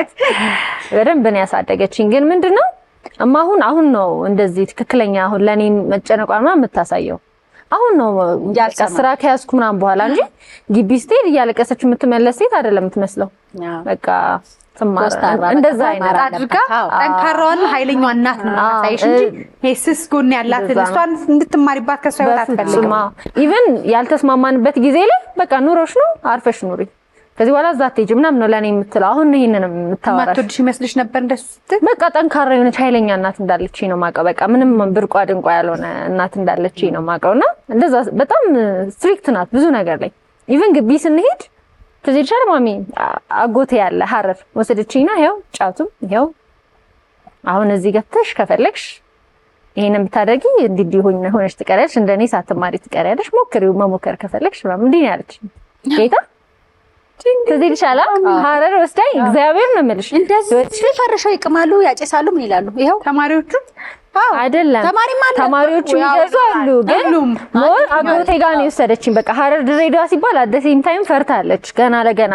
ሲጀምር አብዛኛው ባይዘው የድሬዳዋ ልጅ አይቅምም፣ እንደው አይምሯችን ውስጥ ያለው ነገር ነው እንጂ እንደዛ አይደሉም። እና ወሬ የሚሰማው እንጂ እንደውም ቤተሰብ ጥሎ ሄዶ ይብሳል፣ ለመማር ሄዶ የሚበላሸው እኮ ይብሳል። እኔ እያለ መሞከር ከፈለግሽ ግን ህይወትሽን አበላሽተሽ ነው የምትቀሪው። እኔ ባለመማሪ እየከፈልኩ ያለውን መስዋዕት አይተሻል። ይሄን መክፈል የምትፈልጊ ከሆነ ይሄው ሞክሪው። አሁን አጎቴ ደግሞ ነይ ምን አቦ ነይ በቃ ከተፈቀደልሽ ያለ አይ አልሞከርኩም። እኔ ሲጀመር ብዙ ሞክሪ ሲሉኝ እኔም እንደዚህ ብለውኝ እህቴ ናት ሞክሪ ብላኝ ግን ሞክሬያለሁ። እኔ ፕሮቴስታንት ቤት በቃ እዩ ብዬ አንዳንዴ እንየው ብለሽን ገብተሽ እኮ የሚናፍቅ ነገር አለ እንዴ በጣም ያሰምጣል እንጂ ነገሩ ምራ እግዚአብሔር ይመስገን። እኔ አክስቴ ቤት በስነ ስርዓት መጽሐፍ ቅዱስ እየተነበበልን በጣም ሼፕ አድርጋኛለች። በቃ 5 አመቱ ባይዘው ይሄ ፋንሲ ህይወት መልመዴ ነው እንጂ በጣም ስነ ስርዓት ይዤ ነው ያደኩት። ከግቢ አንወጣም፣ ሱቅ አንላክም፣ ምንም ነገር አናውቅም። በቃ 5 አመት እኔ ኢቭን ግቢ ስሄድ ፋራዋ ተማሪ ነበርኩ። እኔ ከስክስ ነው ማረገው፣ ሰፊ ቲሸርት፣ ሰፊ ጅንስ ምናምን፣ ፀጉሬ ፓንክ ነበር፣ ተቆርጬ ነበር ምናምን። እውነት በቃ ይሄ ወንዳ ወንድ የሆነ ብዙም ከተማ ይሄ ውጪ ማያውቅ ሰው አለ አይደል? እንደዛ ነበረ። እንደ አክስታችን ውጭ ስትሄድ አጭበርብረን ለጋሽ ቦታ ነበር የሚባሉት ዘበኛችንና ጠላ ሰተናቸው ያክስቴን ምናምን የሆነ ነገር ሰተናቸው ነው የምንወጣው። እግዚአብሔር ሱቅ እንኳን ለመሄድ ነው ግቢው አይፈቀድልም። ስርዓት ይዞልሻል አልከሰሽም። እና ግቢ ሲሄድ ምንም ታምኛለሽ፣ እኔ ግቢ እስከ ሰከንድ ይር ድረስ መጠጥ የሚባል እንኳን ቀምሼ አላውቅም። እግዚአብሔር እና እሷም ደግሞ እንትን ነው እያየሽው ነው እዩ ሞክሪ፣ ችግር የለብኝም ግን አይጠቅምሽም እንደኔ የሆነ ነግረት ካልፈለግሽ ምናምን እንደዛ ነው። ሳትደባበቂ ስቀሪ ጥሩ ነው። አዎ የምትደባበቂ ከሆነ እኮ ትጠፋለች። አሁን የሆነ ነገር ልታርግ ስታስብ እኔን ታስበኛለች ማለት ነው። በውስጧ የምታየው በቃ እናት ያለች የሚለው ነገር አለ። ለዛ ነው ያልጠፋችሁ። ግን እየደበኩ ቢሆን ነው ያሳደግኳት ትጠፋለች። ቁጣ አንዳንዴ ራሱ ይሄ እንዴት ገና ለገና የሆነ ነገር ሲባል ልጅን እናርቃለን። ይሄ እናትም አባትም እየጠበቅን እየመሰለን ግን ስለምናርቅ ሌላ የቅርብ ወዳጅ ይዛሉ። ያ ደግሞ ጓደኛ ነው። እሷ ብትጠፋ ደግሞ እኔ እጠፋለሁ። ግልጽ ነው። ለዛ ነው የእሷ አለመጥፋት እኔን አኑሮኛል፣ የኔ አለመጥፋት ደግሞ እሷን አኑሯታል። እግዚአብሔር ይመስገን። አሁን አይ አስተዳደጓ ግን እውነት ለሌላ ሰውም ትምህርት ይሆናል ብዬ አስባለሁ። ምንም እኔ የመጀመሪያ ቦይፍሬንድ ሲይዝ ማሚ ታውቃለች፣ ጀጅ አድርጋኝ አታውቅም አንድ ቀን። ጌታ በጣም በቃ እያንዳንዱ ነገር ነው የምታወራኝ። ስነግራትም አትታዘበኝም። እንዲህ ተጠንቀቂ፣ ይሄን እንዲህ አድርጊ፣ እንደዚህ ቢሆን ጥሩ ነው ምናምን ነው የምትልሽ። ጓደኛሽ እናትሽ ናት። ምንም የማታውቀው ታሪክ የለም በህይወቴ ውስጥ ካለ አንድ ያን ያህል ነው። የሴት ጓደኛ የለኝም። አዎ ይክፋኝም ይልማኝም እሷ ነች አለችው። ለዛ ነው ህይወት ደስ ይላል። አልፎ ስታወሪ በጣም ጠንካራ ናት። ልጅሽን ግልጽ ማድረግ መቻል አለብሽ። በቃ ከደበቅሻቸው እነሱ ተደብቀው ያድጋሉ። ግልጽ ካረግሻቸው ደግሞ ግልጽ ሆነው ያድጋሉ። አሁን ምን መጠየቅ ፈለኩ ማን መሰልሽ፣ ብዙ ጊዜ ሁላችንም ልጆችን ለማሳደግ የምንሄደው ጉዞ ላይ ከኛ ህይወት የዘገየን ይመስለናል። እንኳን ባልወልድ ኖሮ ልጅነቴን ሰጥቼ ብዙ እናቶች ህይወት መስመሩን ቀይሮ ብለው የተሰጣቸው መልካም ነገር ሳይሆን ያጡትን ነገር በመቁጠር ደስተኛ ህይወት ሳይመሩ ይቀራሉና በቃ በልጅነት ሁሉ በመወለዱ ይሄን ነገር አጣሁት፣ ይሄ ነገር እኮ ጎሎብኛል የምትይው ነገር አለ? እኔ ጎሎብኛል የምለው ትምህርት ብቻ ነው። ሌላ አንድም ነገር ላይ አላማርርም። እግዚአብሔር ይመስገን ይመስልሽ። በቃ እኔ ኧረ እግዚአብሔርን በጣም አመሰግናለሁ። በሽተኛ ልጅስ ብትሆን እኔስ በሽተኛ ብሆን ኖሮ አስበሻል? ብዙ ነገር አለ እኮ እግዚአብሔር የሆነ ነገር ከጎኔ ሲያሳጣ የራሱ የሆነ ጥንካሬ የሚሰጥሻል፣ ያጠነክርሻል። በቃ በራሱ ጊዜ እኔ አባቴን በጣም ነው የምወደውና አባቴ ሁሌም ስለሷና ስለኔ ከተነሳ ያለቅሳል። በቃ ልጄ እንደ ድመነች ልጇን በጥርሷ አንጠልጥላ የምታሳድግ አንቺ እኮ እንደዛ ነሽ ይለኛል። እና የኔ ጥንካሬ ለሷ ጥንካሬ ነው፣ የሷ ጥንካሬ ደግሞ ለኔ ጥንካሬ ነው። ግን አልጠፋችብኝም፣ እግዚአብሔር ይመስገን። ስለዚህ ፈጣሪን አመሰግነዋለሁ በጣም በእውነት። አዎ ህሉ እናትሽ እንዴት ነው የምትገልጫት? ሶስት ነገር ስለማን ከባድ ነው። አሁን ህይወትሽን ካለሱ አስቤ ብትኝ በፍጹም ይሄ ፕላኔ ውስጥ የለም። ገባሽ? ፊውቸር ይሄ የሆነ ላይፍ ውስጥ የምትኖሪለት ነገር ሲኖር በጣም ደስ ይላል። ህይወትም ያጓጓሻል። የሆነ ምኖርለት ሰው ብትኝ ወይም ዓለም ብትኝ ማምናት በቃ አይኖ ይሄ ከህፃነት ጀምሮ እያንዳንዱ የከፈለችብኝን ሳክሪፋይስ አውቃለሁ። ኢቭን ስትቀጣኝ እግዚአብሔር ነው የምልሽ እኔ እንጃ የተማረ ሰው ራሱ እንደማሚ የሚያስተውል አይመስለኝም። አቀጣጧ በጣም አስተማሪ ነው። ይሄ አንዴ ልንገርሽ ከኛ ጎረቤት ቂጣ ምናምን ይጋገራል። አሁን የክርስትና ልጄ እናት ናትና ቂጣ ምናምን እነሱ ይግል ይጋገራል እና ይሄ ቤት ደግሞ ቂጣ ምንድነው እንትን ይመስል ቂጣ ምናምን ነው የምትለኝ ሁሌና ስራ ስትሄድ ጠብቄ ያቺኛን ጎረቤታችን አሁን የክርስትና ልጄ እናትን ጠራዋትና ነጋግሪና እንብላ አሳይኝ እንደናንተ ቤት አልኳትና መጣችና ልጅ ነን እንግዲህ አብኩታውና እኔ አላቅም ጋገረች የጋገረች እኔ ያለው ማሚ መምጫና ለመምጫ እና ወጥቼ ሳይ መጣች። ደግሞ ጭራሽ እንግዳ ይዛ ነው የመጣችው። መጣች እላታለሁ። ምን ታደርጋለች? አንድ ክፍል ናት፣ አልጋ ምናምን ያለው ቤታችንና በምጣዱን አልጋ ስር ብላ ወታጋዙን አጥፍታ ሮጠች። ቢካዝ የጎረቤት ልጅ ናት አትፈራለች። እኔ ቀረው ማለት ነው። ከዛ መጣች። ቡና ሊቆላ ነው አይደል? ብረምጣዱን ስትፈልገው የለም ብረምጣዱ አልጋ ስር ነው ከነቂጣ። ከዛ ብረምጣዱ ሰርችኝ ነው ቀስ ብዬ ምንድነው ቀስ ብዬ አወጣሁትና ይዤ ልወጣ። ልክ ምንድነው ሌላ ነገር እንፈልግ ገባ ስል ይዤው መጣ። ከዛ ግን እሺ ያልተገለበጠ እኮ ነው ገና። ምን እንዳደረገች ልንገርሽ። ቂጣውን ብታጋዙን ለኮሰችው። እንግዳው ተቀምጧል። ቂጣው ተገለበጠ፣ ተጋገረ። የበላ እግዚአብሔር የበላሽ ተገረፈ እና በህይወቴ ከዛ በኋላ ነክቼ ማላቀም ብታጋዝ ይሄ በቃ አቀጣጣ ራሱ በቃ ያማረሽን ምን እንድትበይ ፈልጋለች። ከዛ ደግሞ ልክም እንዳልሆነ በቃ ብትቃጠይስ እንዲህ ቢሆንስ ምናምን ይሆነ ደግሞ ይዛኔ ይፈነዳል ተብሎ ይፈራል። ብዙ ነገር አለ። ግን እሷ አሁን ያን አላሰበችም። እዛ ሰው ቤት ያየችውን ቂጣ መብላት ነው የፈለገችው። ባይደብቁት ደግሞ ቁጣው ደግሞ ፍርሃት ታደስ ይላል። ህይወታችን ይሄ አሪፍ እናት ናት። ይሄ ምንድነው እንዳልተማረ አይደለም ያሳደገችኝ። በጣም ብዙ መስዋዕት ከፍላብኛለች። ስታማረርብኝ ሰምቼ አላውቅም። ብዙ ፊት ስታይ ብዙ ነገሮች ምናምን አብረን አሳልፈናልና በፍጹም እኔ ስለተወለድኩ ይሄ ፕላን አርጋኝ አይደለም የመጣሁት፣ ግን ፕላን እንደተደረገ ልጅ ነው ያሳደገችኝ። ገባሽ?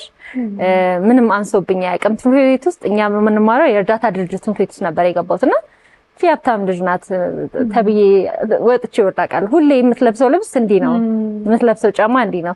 መስተንግዶ እየሰራች የ250 ብር ደሞዝተኛ ሆና የ200 ብር ቀሚስ ነው የምትገዛልኝ እና በጣም ይሄ አለ አይደል በጣም ተንከባክባ ከአቅሟ በላይ ሞክራ ነው ያሳደገችኝ። የቻለችውን ነገር ሁሉ አድርጋና ጠይቂኝ ስለማሚ ምንም ቃላት አይገልጻትም። ግን በቃ የምር ለልጇ የምትኖር በጣም ጠንካራ ሴት። እኔ ሩብ ነኝ የማሚ ሩብ ራሱ አልደርስም ከሷ ካሳለፈችው ህይወት አንፃር በጣም እና እንደዚህ አይነት ደግሞ ሰፖርቲቭ እናት ሲኖርሽ ምን ልበልሽ በቃ ህይወት ላይ ተስፋ አትቆርጪም። በቃ የሆነ ሰው አለ ከኋላሽ። ታማብሽ ታውቃለች ማሚ? አዎ በጣም ከባድ ሞራል ማየው አንዴ ነው አይደል? የባለፈው ጊዜ አንዴ በጣም ታማብኝ ነበረ። ምን ነው ህመም ነው ያመማት ብቻና በጣም ከባድ ነበረ። እንደውም መጀመሪያ ቀላል መስሎ ነበር የሆነ ነገር ምናምን ነበር የመሰለን፣ ግን ትንሽ ከባድ ነበር። ግን ይሄ እግዚአብሔር ደግሞ ያን ያህል አልፈተነንም። ይሄ በጣም ከባድ በሽታ አይደለም። አንዴ ታማ ነበር፣ ግን በቃ እኔም እንደሷ ነኝ። አሁን ላይ ጠንካራ ነኝ። አሁን ሲያማትም ይሄ እንትን ምልሳ አይደለም። የዛኔ መፍትሄ ነው የፈለግነው አይደል ማሚ? መፍትሄ ነው የፈለግነው። በቃ በጣም ከባድ ህመም ነበረ፣ ግን ተውጣን ጥሩ ነበር። ይሄ ህመም ችግር ከባድ ነገሮች ሲመጡ ቶቻቸውን ሰዎች የሚያሰጣሽ ይመስልሽና ትፈሪያለሽ? ፍቅር ነው ፍርሃትን የሚያደርገው ብዬ ስለማስብ በህይወቴ ምንም ባጣው ይከብደኛል ብዬ የማስበው ነገር የለም። ምንም ቢካዝ ብዙ ነገር አግኝተናል፣ ብዙ ነገሮችን አይቻለሁ ምናምን፣ ግን ማሰብም አልፈልግም። የሆነ ይሄ ባክቦንሽ አለ አይደለ? የሆነ ነገር ስታስቢ ኤቭሪቲንግ ይሄ ፕላን ሳረግ ኢቭን ህይወቴን ሳስብ ነው እያንዳንዱ ነገር ውስጥ እናቴን አስገብቼ ነው ማስበው። ማልቀስ እኮ አይቻልም። አይ በቃ አሁን እኮ ተውኩ። እንደው ዛሬማ ሰልጥኛ አላለቀስኩም። እንደው አዎ እናቶች በጣም የሚፈሩት ፍርሃት አንዳንድ ጊዜ ፍርሃቶቻቸው በጣም ያድጉና ብዙ ነገር ልጆች ላይ ራሱ በቃ ከባድ ፈጣሪን ሁሉ የምንገዳደርበት ጊዜ አለ። እኛ የሰራናቸው ይመስላል። እንደ እናት ነው እንግዲህ ራሴንም እያየሁ መጠየቅሽ ማሚና የአራስነት ጊዜሽ ላይ ይወስዱብኛል ብዬ ፈራሁ ያልሽው ነገር ከህሊና ሊወጣ ይችላል። በቃ ልጄን ያሳጡኛል፣ ሰው የለኝም፣ ልጄን ያስዱብኛል የሚለው ፍርሃት ከዚያ ሁሉ ህይወት መንገድ። አሁን ደግሞ ወይዘሮ ኤልሳቤጥ ምንድን ነው የሚያስፈራት? ልጅሽን ስታስቢ፣ ዓለሙን ስታይ፣ ህይወትን ስታይ፣ የከፈልሽውን ዋጋ ስታይ፣ ብዙ ወጣት ደግሞ በቃ ከባድ ነው አሁን የሚያልፍበት መንገድ። እንደ እናት ምን ይሰማሽ? ምን እፈራለሁ መሰለሽ? ስትወጣ መግባቷ ይናፍቀኛል።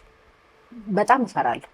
አለ ያፍራት። ለምሳሌ አሁን አንቺ ካልሽው አንፃር አሁን በጣም ከባድ ጊዜ ነው ያለንበት። የኛ ጊዜ እኮ ጥሩ ነው። በቃ ሁሉም በየዋህነት በምንድን ነው። አሁን ግን በጣም ክፉ ጊዜ ነው። ያንቺን ለውጥ ያንቺ ደስታ ማስደስተው ብዙ ሰው አለ። ይሄ እኮ ፈልገው አይደለም፣ ግን አንዳንዴ እንዴት አድርጌ ልግለጽልሽ? እና ያ ነገር ስላለ እፈራለሁ። በጣም ነው የምፈራው። መውጣቷን ሳይ ፈጣሪ ወይ አንተ ተከተል፣ በቃ እባክህ መድኃኒዓለም እንግዲህ አንተ ነህ እላለሁ። እና ያ ነገሩ ያስፈራኛል። ዛሬ ያው ለሱ ሰተሽ መተው ነው እኮ አቅም የለሽም። ምን ታደርጊያለሽ? ግን ፈጣሪን አንተ ተከተል ትያለሽ። ግን እስከምትገባ ያው ጭንቀቱ እንዳለ ነው። በቃ ምንም ነገር ሙሉ ቢሆን እሷ ከሌለች ቤቴ ባዶ ነው። ስትኖር ግን ሙሉ ነኝ። አይኑር እሷ ካለች ቤት ውስጥ ሙሉ ነው። በቃ ቤቱ የሚጎል ነገር የለም። ትዳር በቀን ከ20 ጊዜ በላይ ነው የምትወጣው። አላነሳ ካለች ራሱ ጨንቀኛል። በቃ ቶሎ ብዬ ወደ ሌላ ነገሮች ሄዳለሁ። ለምን እንዴት የሆነ እንደው ከዘጋ እንኳን ባትሪ ጨርሶ ነው የሚለው ነገር ጭንቅላቴ ውስጥ አይመጣ እንዴ። በቃ ሌባ ወሰደባት፣ በቃ ሌባ ወስዶት ነው ማለት ነው። ታዲያ በሌላ ስልክ እንኳን ደውላ አልነግረኝም። ያ ነገር ነው የሚመጣብሽ። ገባሽ? የፈለገ ጥሩ ነገር ላይ ቢሆን ጥሩ ነገር አይደለም በዛ ሰዓት የምታስቢ። እና ከዛ ነገር ፈጣሪ እንዲጠብቅልኝ ዘወትር ጸሎቴ ነው። አዎ እናትነት ምንድነው ላንቺ? እኔ አሁን ብርቱ በቃ አሁን እዚህ ሚዲያ ላይ የቀረባችሁት ከብዙ ነገሮች ውጪ ጠንካራ ናት። ብዙ ነገር አልፋ ዛሬ የልጇን ፍሬ ማየት የቻለች ናት። ብርቱ እናት ነሽ ተብለሽ ነው። ለአንቺ ግን እናትነት ራስሽን ግለጪ ብለሽ በእናትነት ቦታ እንዴት ትገልጫታለሽ? እናትነት ለእኔ ህይወት ነው። በቃ ህይወትን ያስተማረኝ ማለት እንደምትችይ ማወቅ አለብሽ። ከተሸነፍሽማ በቃ ወደቅሽ እኮ። ግን ማለፍ መቻል አለብሽ። ደግሞ ማንም ከጠነከረ ከሰራ ራሱን ከሆነ ማያልፍ ሰው የለም። ነገርኩሽ። አንድ እንጀራ ምሳና ራት በልተናል አይደል? ያ ነገር አሁን ዛሬ እኮ ጠፍቷል። መሶቤ ሙሉ ነው፣ ለነገሬ ሙሉ ነው አይደለም? ያ ነው የኔ ህይወት። አልፌው ነው ዛሬ መሶቤውን የሞላሁት። ገባሽ? ስለዚህ የኔ ህይወት ይሄኛው አይደለም ያኛው ነው። ያኛውን ባላልፍ ኖሮ እዚህኛው ጋር አልደርስም። ስለዚህ እኔ ፈጣሪን እጅግ አድርጌ አመሰግናለሁ። በጣም ነው የማመሰግነው ፈጣሪ ለእኔ የሰጠው ለሁሉም ይስጥ። እውነት የተቸገረ ሁሉ ያግኝ። በቃ ሁሉም እንዲጠነክር ፈልጋለሁ። ደካማ እናቶች ካሉ መጠንከር አለባቸው። ሰው መጠበቅ የለብሽ። እኔ ከ12 መሀል ላይ የተፈጠርኩት ግን አንድ እህት አንድ ወንድ ከጎን ያልነበረም ይሄን ሁሉ ፈተና ስወጣ ማለት ነው። እና በራሴ ነው። በራስሽ መወጣት መቻል አለብሽ። ራስሽ ነው ያሻል ነገር ያመጣሽው። ያቺ እኔ አሁን ህሊናን ባየሁት ቁጥር ነገርሻለሁ፣ ቅድም ገልጬልሻለሁ አይደል? ከ16ታችን 17ኛ ሆነች ወንድ የወለደችው። ያቺ ወንድ የወለደችው ልጇ እንደዛ ሆነ።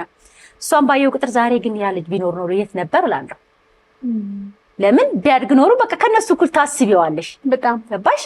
እና ህይወትን ማለፍ መቻል አለብሽ በፍላጎትሽ እስካመጣሽው ድረስ። መጀመሪያ አይምጣ፣ ሳይመጣ መጠንቀቅ መቻል አለብሽ። ሳትጠነቀቂ ይሄ ነገር መጣ አይደል? ከመጣ ደግሞ መወጣት መቻል አለብሽ። ለኔ እኮ እሷ ምሳሌ ነች። የመኖሬ ምክንያት እኮ ነው እሷ ነች። እሷ ባትኖር የለውም አንኖርም። ግን ለኔ የመኖሬ ምክንያት ሁሉ ነገሬ እሷ ነች። እና ይሄን እንደዚህ ነው እኔ እናትነትን የምገልጸው። እናትነት ጥንካሬን ያስፈልጋል። ልጆችሽ ባንቺ ስር ናቸው፣ ግዴታሽ ነው። በቃ ልጅን ስትፈጥሪው ግዴታ ነው። አዎ አዝነሽባት ታውቂያለሽ? ወይ አልችልም። አንዳንዴ በቃ ሳናቀው እናጠፋና ዝም ብሎ ሳናቀው ሳይሆን አይ ወልደ ህያው ይባላል። በጣም ከባድ ነው። ለምስሽ ማለት ነው። እኔ ምን አይነት እናት መሰልኩሽ? ቀድሜ እነግራታለሁ። የሚሆነውን ነገር ደግሞ አውቀዋለሁ። በእውነት አንቺ ማንሽ ባቲ ህሊና እከሌ እንደዚህ እከሌ አንቺ እንደዚህ ነው ላታ ወይ አንቺ ደግሞ ትለኛለች። ግን ያ ነገር 2 ቀን 3 ቀን አያድርም። በእውነት ነው አንቺ ሴትዮ ምን ንጹህ ልብ ነው ያላቸው እናት ችግር አለብሽ እንዴ ስል እናት ይታየዋል ላታ ችግር አለብሽ እንዴ ብዙ ጓደኞች አሁን ሊያጠፋት ብለ ነገርኳት አሉ። በጣም ይታወቃታል ሰው ስራ ላይ ራሱ ላስት ታይም የሆነ ሰው ብዙ ብር በቃ ስጭኝ ያለኝ እና ከዛ በፊት አውቀዋለሁ ያን ሰው እና በቃ በጣም ጨነቀኝ። መጥፎ ሲቹዌሽን ውስጥ እንዳለ ነው ያወራኝ ምናምን በቃ ደግሞ ሌላ ነገር ልንገዛበት ፕላን አድርገን ሁለታችን ተዘጋጅተን የነበረውን ገንዘብ በቃ እንስጠው ከዛ ላይ መጥፎ ጉዳይ ቢያጋጥመው ነው እንጂ መቼስ እንዲህ አይሆንም ምናምን እያልኳት አይሆንም አለች። በጣም እኮ ተወዷለች ያን ሰው ጥሩ ሰው ነው ታውቃለች ምናምን ግን ከዛ ደግሞ ሺዝ ራይት ልክ ነበረች። ነው አሁን በጣም ልባይ ነግራታል። አደጋ ሲደርስ እናት ተሰማት ይባላል። አውቄ ነበርኩ እንላለ ሩቅ እዚህ ሀገር ሌላ ሀገር ሆነች ልጅሽ እኮ ታሞ ነበር አንዳንዴ እናቴ ጋር ልጅ እያለች ትኛለችና ምን ያህል በቃ ከባድ እንደሆነ ታውቃለችና በጣም ይታወቃታል። ትጨነቂያለሽ ቢያልነገርኩሽም እንጂ እኮ አምነን አሞት ነበር ትኛለችና ግን ይታወቅሽ እናት አይደለሽ በጣም ከባድ ነው። እና ቀና ስትል እፈራለሁ። ቀና ስትል ስልሽ ልክ የሆነ ጥሩ ነገር ላይ ስትሆን በጣም እፈራለሁ እና ይከሰታል ያ ነገር። የሚገርምሽ ነገር አሁን ባለፈው በጣም ለስፖርት ጀመረች። በጣም ደህና ሆነች።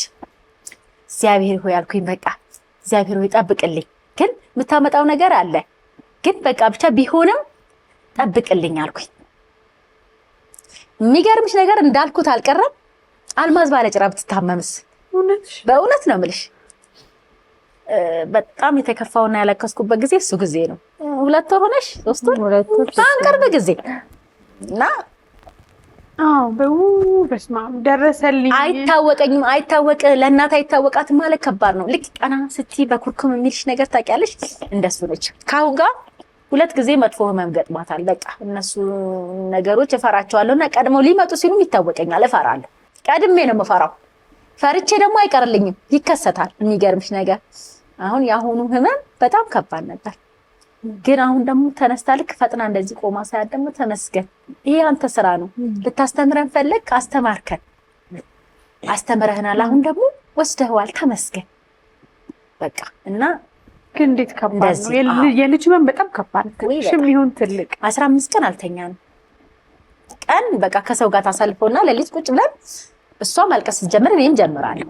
እንደዛ ነው ያሳለፍነውና ከባድ ነበር። ከዳር ወር ላይ ኢሚዩን ሲስተም በጣም ብሎ ነው ምግብ አትበላም። ምግብ ስለማበላ ደከመች በቃ እሱ ደግሞ ይመጣል ማታክ ያረግሽ ነጭ የደም ሴልሽ ካነሰ ያጠቃሻል በሽታ። እኔ ደግሞ በጣም ወርዶ ነበር ነጭ የደም ሴልኝ ደሜ ሁሉ ነገር ታይቢቴቴናትሽ ነበር በጣም አመኝ ነበር። እኔ በህይወቴ እንደዛ ከባድ በሽታ አይቻልም ማለት በጣም ነው ደናው ታከምሽ አይደል? አሁን እግዚአብሔር ይመስገን አንድ ወር ተኛ አዎ ደግሞ በፈተና በመከራ ያደጉሽ ጣጣቸው በጣም እኔ አሁን መኪና የተገጨው ጊዜ እናቴ በቃ ከሰል መስላ ያቺ እናቷ ሳለቅስ ከደረጃ እሷ ነበርሽ በሽተኛ አንድ ቀን አንድ ላይ አልጋ አንድ ላይ ተኛና ባልቻ ሆስፒታል በጣም ብዙ ያቃታና ያቺና እና በመናልፈው ህይወት ጉዞ ሁሉ እናቶቻችን የሚከፍሉት ዋጋ ይገርመኛል። እኛ ስንወድቅ አብረው ወድቀው ስንታይ ሲጨበጨብል እናቶች ናቸው የሚያውቁት ስጋቱ ነው። ኧረ በጣም ምን መከራ ሊመጣ ነው። አንድ ወር እኩል ነው የምናለቅሰው። ማርያም ለቅሶ ነው የሚመስለው ቤታችን። ልክ እኔ ማታ ላይ ነው በጣም የሚያመኝ ማልቀስ ጀምር እሷም ታለቅሳለች። እሺ ምን ለቅሶ ነው ሙሉ ቤት ከባድ ጊዜ ነበረ እና እናቶች አሁን እናት ስትልሽ ለማዳመጥ መሞከር መቻል አለብሽ። ይሆናል አይሆንምም ሳይሆን በቃ ይሄ ነገር ሊሆን ይችላል እንዴ ብለሽ ማሰብ አለብሽ። እሷላታለሁ ህሊና እንደዚህ ነው ይሄን ነገር እንድታርጊው እንዴ ነው ወይ ማሚ ደግሞ ግን ተመልሳ ያልሽው እኮ እንደዚህ ሆነ ትለኛለች። ይሆናል እና ከባድ ንጹህ ነው። አንቺ ከመውደድ ብቻ የሚመጣ ጥያቄ ነው። በጣም አሁን ምን ላይ ነው ያለሽው? ማን አሁን እግዚአብሔር ቡና ያንቺን ቡና ሳይቀምስ ሳይወጣ አካባቢ ያለ አሁን አንቺንም አስመጣሻለሁ አንድ መደስ አሁን ቤተሰብ ሆነናል። አዎ እኔ ስራ በጣም ነው የምወደው። በጣም ስራ መስራት ደስ ይለኛል። ሰራለሁ ግን ቦታ አላገኘውም። 2 ጊዜ ማለት ነው ቦታ እንጂ ስራ እኔ ችግር የለም። አሁን የት ነው የምትሰሪው? ማለት የት አካባቢ መሰልኩሽ? ሰፈር አካባቢ ነኝ። ቅርብ ነኝ። እዛው አባዲና ሲባል ሰምተሽ ታውቂያለሽ? አይደል? አላወኩም። አባዲና ሬዲዮ መገናኛ በመባል ይታወቃል። ወደ ሩፌል አካባቢ እዛችሁ ጋር ነው የምሰራው ተከራይቼ። ግን በቃ የምታቀርቢውና የምታገኙው አለ። በቃ ቦታ ቢኖር ትሰሪያለሽ። የጀበና ቡና ነው የምሰራው። አዎ የጀበና ቡና እና ደስተኛ ነኝ በስራዬ እግዚአብሔር ይመስገን። ጎበዝ። ከዛ የጀበና ቡና ስንት ዓመት ሆነሽ ማሚ? ማለት ወይ ረጅም ዓመት፣ በእውነት ረጅም ዓመት።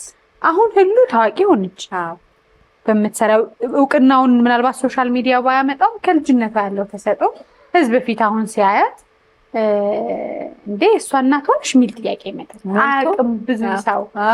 እና በቃ እህቶቼ ይሉኛል እኔ አሁን ምንም ካንቺ የተረፈን ስለሌለ ይቅርብን እህትነት ማሚ ታሪክ ይነግሩኛል። እኔ ማንም አልሰማም። ምን እንደምትሆን ታውቂያለሽ? ሁለቴ ሱቅ ሊፈለግላት ደህና ቦታ ልንከፍት ተስማማን። ቦታ እየተፈለገ ለደላላ ተነግሮ እሷ ኦልሬዲ ቀብድ ከፍላ መታለች። እኔ አልሰማም። ሁለት ጊዜ እንደዛ አደረገችን። እሷ እኮ የራሷ ህይወት አላት። አትታገስሽም። ኢቭን ደላላ ፈልጎልሽ ቦታ ደህና ቦታ አግኝተሽ ሴትልስ ታረጊ። እግዚአብሔር ብሎ ጥሩ ቦታ አግኝቼ ብሰራ ደስ ይለኛል። ግን ደግሞ ተቀምጬ እሷ መጠበቅ የለብኝም። ለምን ህይወት አላት እሷ። በቃ መስራት አለብኝ። አይ ምከሪያት። ኢቭን የቤት ኪራይ ከ20 ሺህ ብር በላይ ከተጠራ በቡና ጥጣ ያወጣም ብዬ አልፈልግም። ማርያምን እሸትልም ካርሎ ቸግናናት ለካሽ ነበር። አንዳንድ ልጅ ወልደን ይጦሩናል ብለን ወደዚህ ምድር የምናመጣ ሰዎች እናት ደግሞ ሳታውቀውም ከልጇ ያው በቃ አድርሻለሁ ለፍቻለሁ አሁን ደግሞ ሳትካስ የሚል ነገር ጫና የለም። አቤት እንደዛ። እሷም ደግሞ የሆነ ሰዓት ላይ የሆነ ነገር ታመጣና ሰርፕራይዝ ታደርገናለች። በቃ በሱ ደስተኛ ሜቢ እንደዛ ከሆነ ነው የሚሆነው ፎር ሹር ይሄኛው እንጂ በፍጹም እውነት ሁለቴ በቃ አንዴ ስንት ቀን ተቀመጥሽ?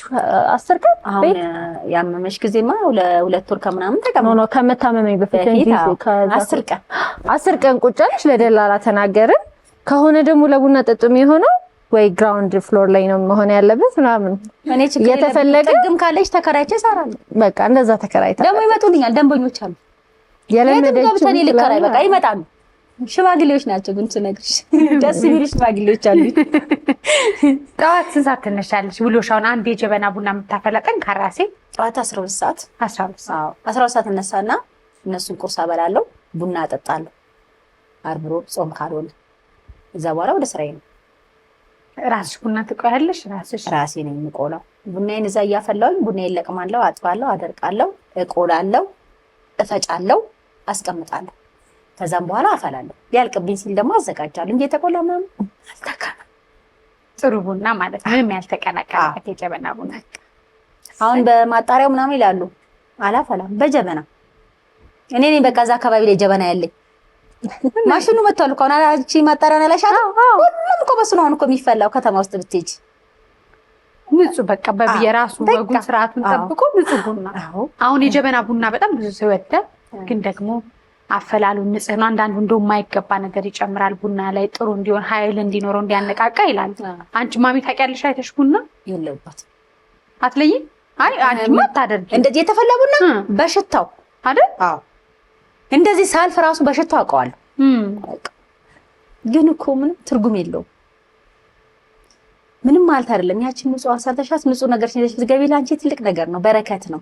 በቃ ያንንም የጨመረውም ያልጨመረውም እኩል ነው ሲገባ የምታዩ ምንም እኮ ለውጥ የለም። ወዴት ነው አሁን ማሚ? እንግዲህ ራስሽን ወጣት ነሽ፣ ገና ወጣት ነሽ። አራው እንደ ገና አንድ ፍሬ አሁን ደግሞ ወነህሉ ደግሞ ሲመጡ ውበቱ ምንም በያም እየመጣ ምን ታስቢያለሽ? እኔ እንግዲህ አሁን ብርቱ የሚሰሩ ሰዎችን ማበርታት አለብን ብዬ አስባለሁ። በህይወት እያለን ሴት ስትበረታ ስትጠነክር ሀገር ነው የሚጠነክር። ሀገር ሰሪ ናት ሴት እንኳን ብርቱ ጠንካራ ሴት እና በተለያዩ በኪራይ ቤቶች በመንግስት ፕሮጀክቶች ብዙ የሚከራዩ አሁን እያየን ነው። በጨረታ የሚወጣሉ ለብርቱ ሰዎች ደግሞ ይረዳሉ እና ጥሩ ቦታ ሰዎችን አማካኝ ቦታ የጀበና ብቻ ሳይሆን ቁርስ ምግብም ሆኖ ቆንጆ ብርቱ ሴትን ማበርታት ይገባናል። እንደ አሳይመንት እንይዘዋለን የሚይዘውና የሚመለከቱንም ደግሞ ለእናንተ ብርቱ ሴት ጥሩ ቦታ ደስ ይለኛል ያስፈልጋል። በሚቀጥለው ስንገናኝ ቦታውን ለማየት ነው እንገናኝ። እግዚአብሔር ጋር እንፈልጋለን። እኛም ችግር የለውም አይቀርም። እንደ ሚዲያ ኃይል ነው። ከዛ ደግሞ እግዚአብሔር ይረዳናል። አዎ እውነት ነው። ሁሉ መኪና ገዛሽ? በመኪናሽ ነው የመጣሽ? ስንት ሚሊዮን ብር ፈጅ? አረ አይ ሚሊዮኖች ነው መኪና አዲስ አይተናል። ምንድነው አይነት ያናፕ ነው የገዛሁት። እሺ እንዴት መጣ? ከዛ የስራሽ መንገድ አለ። በጣም ጠንካራ ነሽ። ደስ የሚለኝ ራሳቸውን ሴትነታቸውን በማሳየት ሳይሆን ጥንካሬያቸውን በማሳየት ገንዘብ ከሚያገኙ ሴቶች ውስጥ ነሽ። ለዛ ነው በጣም ኮርቼ ያመጣሁሽ ነው። ምንድነው ብር ሴቪንግ ላይ አይ ቲንክ ከማሚ ምን ይሻላለሁ? አደገኛ በጣም የቁብ ሰው ነች። የቁብ ሰው ብዙ ቁቦች ነው የነበረው። የሁማን ሄር ገዛች ስትይ እንደማን ሰርቪ ላይ ብዙ በቃ ያንዳንዱ ነገር ላይ 3-4 ቁብ አለኝ ነበረኝ። ብዙ ቦታ ነው ቁብ የምገባው። እሺ ከዛ ደግሞ በጣም በቃ ነገር አላረግም ካልኩ በጣም ለምለው ነገር ተገዢ ነኝ። ለዚህ ነገር አላወጣም፣ ለዚህ ወጪ አላወጣም፣ እንደዚህ ያደርጋለሁ ምናምን ካልኩ አረጋለሁ። እና እንደዛ ነበር ረጅም ጊዜ እየሰራው ነበር። ግን ማሚ ስራ ላይም ካየሽ ለውጥ አላያችሁ። እኔም ራሴ ላይ ብዙ አፕዴት ያደረገ የለም ነበር። በዚሁ ላይ ስራ ጊዜያት ያው ሴቭ ያደረኩ ነበር ብዙ ነገሮችን ለማስተካከል። ስራ ቦታዬም አጋጣሚ ስቴብል አይደለም። የተለያየ ቦታ ነው የምሰራውና ምንድነው ትራንስፖርት ኮስቴ ብዙ ነው። ምንድን ነበር የምትሰራው? ሶሻል ሚዲያ ማኔጅመንት ስለሆነ ማኔጅ ማድረግላቸው ድርጅቶች የተለያየ ቦታ ነው የሚሆኑት። ቦሌ፣ ለቡ፣ ሰሚት፣ ገርጂ ምናምን በጣም የተለያየ ቦታ ነው የሚሆነው እና በተሻለኛ ግን በቀን ማውጣው የራይድ በወር በቃ በጣም ብዙ ብር ነው የሚሆንብኝ። ስለዚህ ግዴታ ነበር መኪና መግዛት ያስፈልገኝ ነበር። ለስራም ለምንም በጣም ያስፈልገኝ ነበርና ያው ሴቭ አደረኩኝና ገዛ። ከዛ መኪና ተገዛ። አዎ የሰፈር ሰው ምን እኔ መኪናው ተገዝቶ እያየው የማየን ደስታ ወይ ደግሞ አሁን በቃ ይሄን ሳይዩ ደግሞ የሰው አይኑ ለሁን ደግሞ ጓደኝ በጣም ታማይዛጋል። እውነት በማስታገጃ ኃይል ነው የቆመችው። የሚገርምሽ ነገር እንዴ ሰይጣን በሌላ ምን ስልጣን አለው እንዴ? ለካ መኪናው ከመጣ ቆይቷል። እኔ እኮ አላውቅም። መኪናው ከመጣ ቆይቷልና ታመመች። መኪናውን ከገዛሁት 1 ወር ቀደም ብሎ ነበር እና አልማዝ ባለጭራው መመኛል አልኩሽ። ሁሌ በቃ እግዚአብሔር የሆነ ነገር ሲያስተካክልኝ ምናምን ሰይጣን በጣም ይፈተነኛል። ያላ ሰክሰሴን ኢንጆይ እንዳላረገው ምናምን በጣም ሰይጣን የሚፈተነኝ መልካም ነገር ሲሆን ሁሉ ሰው እኮ አይደለም ጠላት። ከዛ ሐሙስ ቀን አሰበችበት፣ ዓርብ ዋለች፣ ቅዳሜ በቃ ሁሉ ነገር አለቀ። ተፈለሽ ጎረቤቶችሽን ቡና ጠጡ በይ ሂጂ መርፌቶ ግቼ ነው ጣት መርፌቶ ሆስፒታል ሂጂ ጥሪያቸው ጎረቤት ሁሉ ቡና ጠጡ በይ። የት? እነ ሚሚ ቤት። እነ ሚሚ ሲሽ ጎረቤታችን ነች። ፕሮግራሙ ተዘጋጀበት የኔ ቤት እንዳይመስልሽ አደራሽን መቅዲ። ያው ትልቅ ቤት ነው። የሰፈራችን የሰፈሩ ትልቅ በፍቃድ ነው እዛ አስፈቅደን ነው። በዚህ ገጠመኝ በጣም ጥሩ ሰዎች ናቸው። የሚገርምሽ ሴደና ሚሚዬ እንደዚህ ብላለችና አንቺ ጋር ነው እንዲዘጋጅ የፈለገችው። እንዴት ትጠይቂኛለሽ አለች። አለቀሰች። በጣም አመሰግናታለሁ በእውነቱ ከሆነ እና ፈቀደችልን። ቅዳሜ ማታ ጧት ላይ ሄጄ ነገርኳት። ለእሑድ በቃ መኪናዎቹን አስወጣልሻለሁ ተከራዮች አሏት፣ መኪናዎቹን በጧት ያወጣሉ፣ የምትፈልጉትን ነገር አዘጋጁ ብላ ፈቀደችልን። በግቢዋ ያው ያን ሁሉ ነገር አዘጋጀን እና በማስታገሻ ኃይል ቆመች። ለሊቱን ሙሉ ድረስ እንዳለቀስ አደርን። ታማ ማለት ነው። በቃ መሆን አለበት አለች። ምንድነው በቃ ተናደርኩ። ይሄ ሰክሰሴን ኢንጆይ እንዳላረግ ሰይጣን እየፈተነኝ እንደሆነ አውቄዋለሁ። መኪናው ተገዝቶ ኦልሬዲ ፕሮግራም አሬንጅ አድርጌ ምናምን ታምሜ ሳምንት እያደረኩ ሊሻለኝ አልቻለም በሽታው። በሳምንት ትድኛለሽ የተባልኩት እኔ ኢሚዩን ሲስተም በጣም የሞተ ስለሆነ ጭራሽ እየሰፋ በጣም እየታመምኩ መጣው በሽታው። እና አሁን ግን ደህና ነሽ? እግዚአብሔር ይመስገን። አሁን በጣም አሁን ምግብ እንድትበይ የሚያደርጉ ቫይታሚኖችን መውሰድ ሁሉም ሰው መልቲ ቫይታሚን ምናምን እየወሰድኩኝ ያው አሁን ደግሞ ገና ስንት እንጠብቃለን እንዴ? በጣም አይደለም? አዎ በደንብ ገና 4 ልጅ 2 ወንድ 2 ሴት ወልዳ ግድ ነው። መንታ ናቸው ብላለች። መንታ ነው ወንድ ታውቀኝ በጸሎትና በቴክኖሎጂ ነው እኔ ምን አውቃለሁ። እኔ ግራ ገባኝ እኮ በምን አስበው እንደሆነ። እኔ ቶሎ ሰርፕራይዝ አትደረጊም ግዴታ መርጠሽ። አዎ እውነት ነው። ከዘራ ሳሊስ ቶሎ በይ ብያታለሁ አይደል? እንዳሳድግ አይሻልም? መግዴ ትለኛለሽ እናት ካለማው ማሚ ደግሞ በጣም ግን ከኔ ተለይታ የምትኖር ይመስልሻል? እንዴ መክራለ ጎተን ቢሆን እናውጣታለን። ያቤት ይስጥልኝ። ስለዚህ ነገር ትተባበሪኛለሽ። ተከራይቺ አሁን 3 ወር ቤት ይጀራቅም እሷ ቤት ኩፍራሽ አንጥፌ ነው የምተኛው። እውነት አሁን ተከራይታ እዚህ ቤት ናት። እኔ ጋር አመት አለፋት ከተከራይሽ፣ ዳር አመት አለፋት። ግን አሁን በተለይ ከታመመች በኋላ በቃ ሄዳ አታውቅም። 3ኛ ወሯ በይ እሷ ጋር የምተኛው። አንቺ ነሽ ማሚ። ተመልሼ ደግሞ ለመድኩ አሁን ያ በቃ አትወጣም እንግዲህ ከዚህ በኋላ። አይ እንድትወጣ እናደርጋለን። እኔ ሪኮመንድ አላደርግም።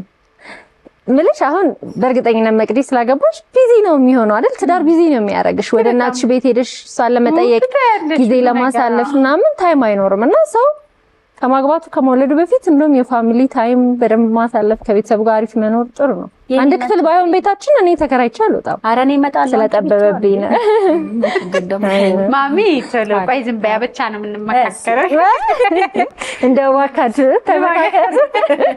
አሁን ምን አይነት ባል ትመኝላታለሽ ማሚ? አንቺ ብዙ ወጣ ወረዳሻል። ራሷ አይነት ፈጣሪ እንደ ራሷ እንደ ልቧ መሻት ይስጣት።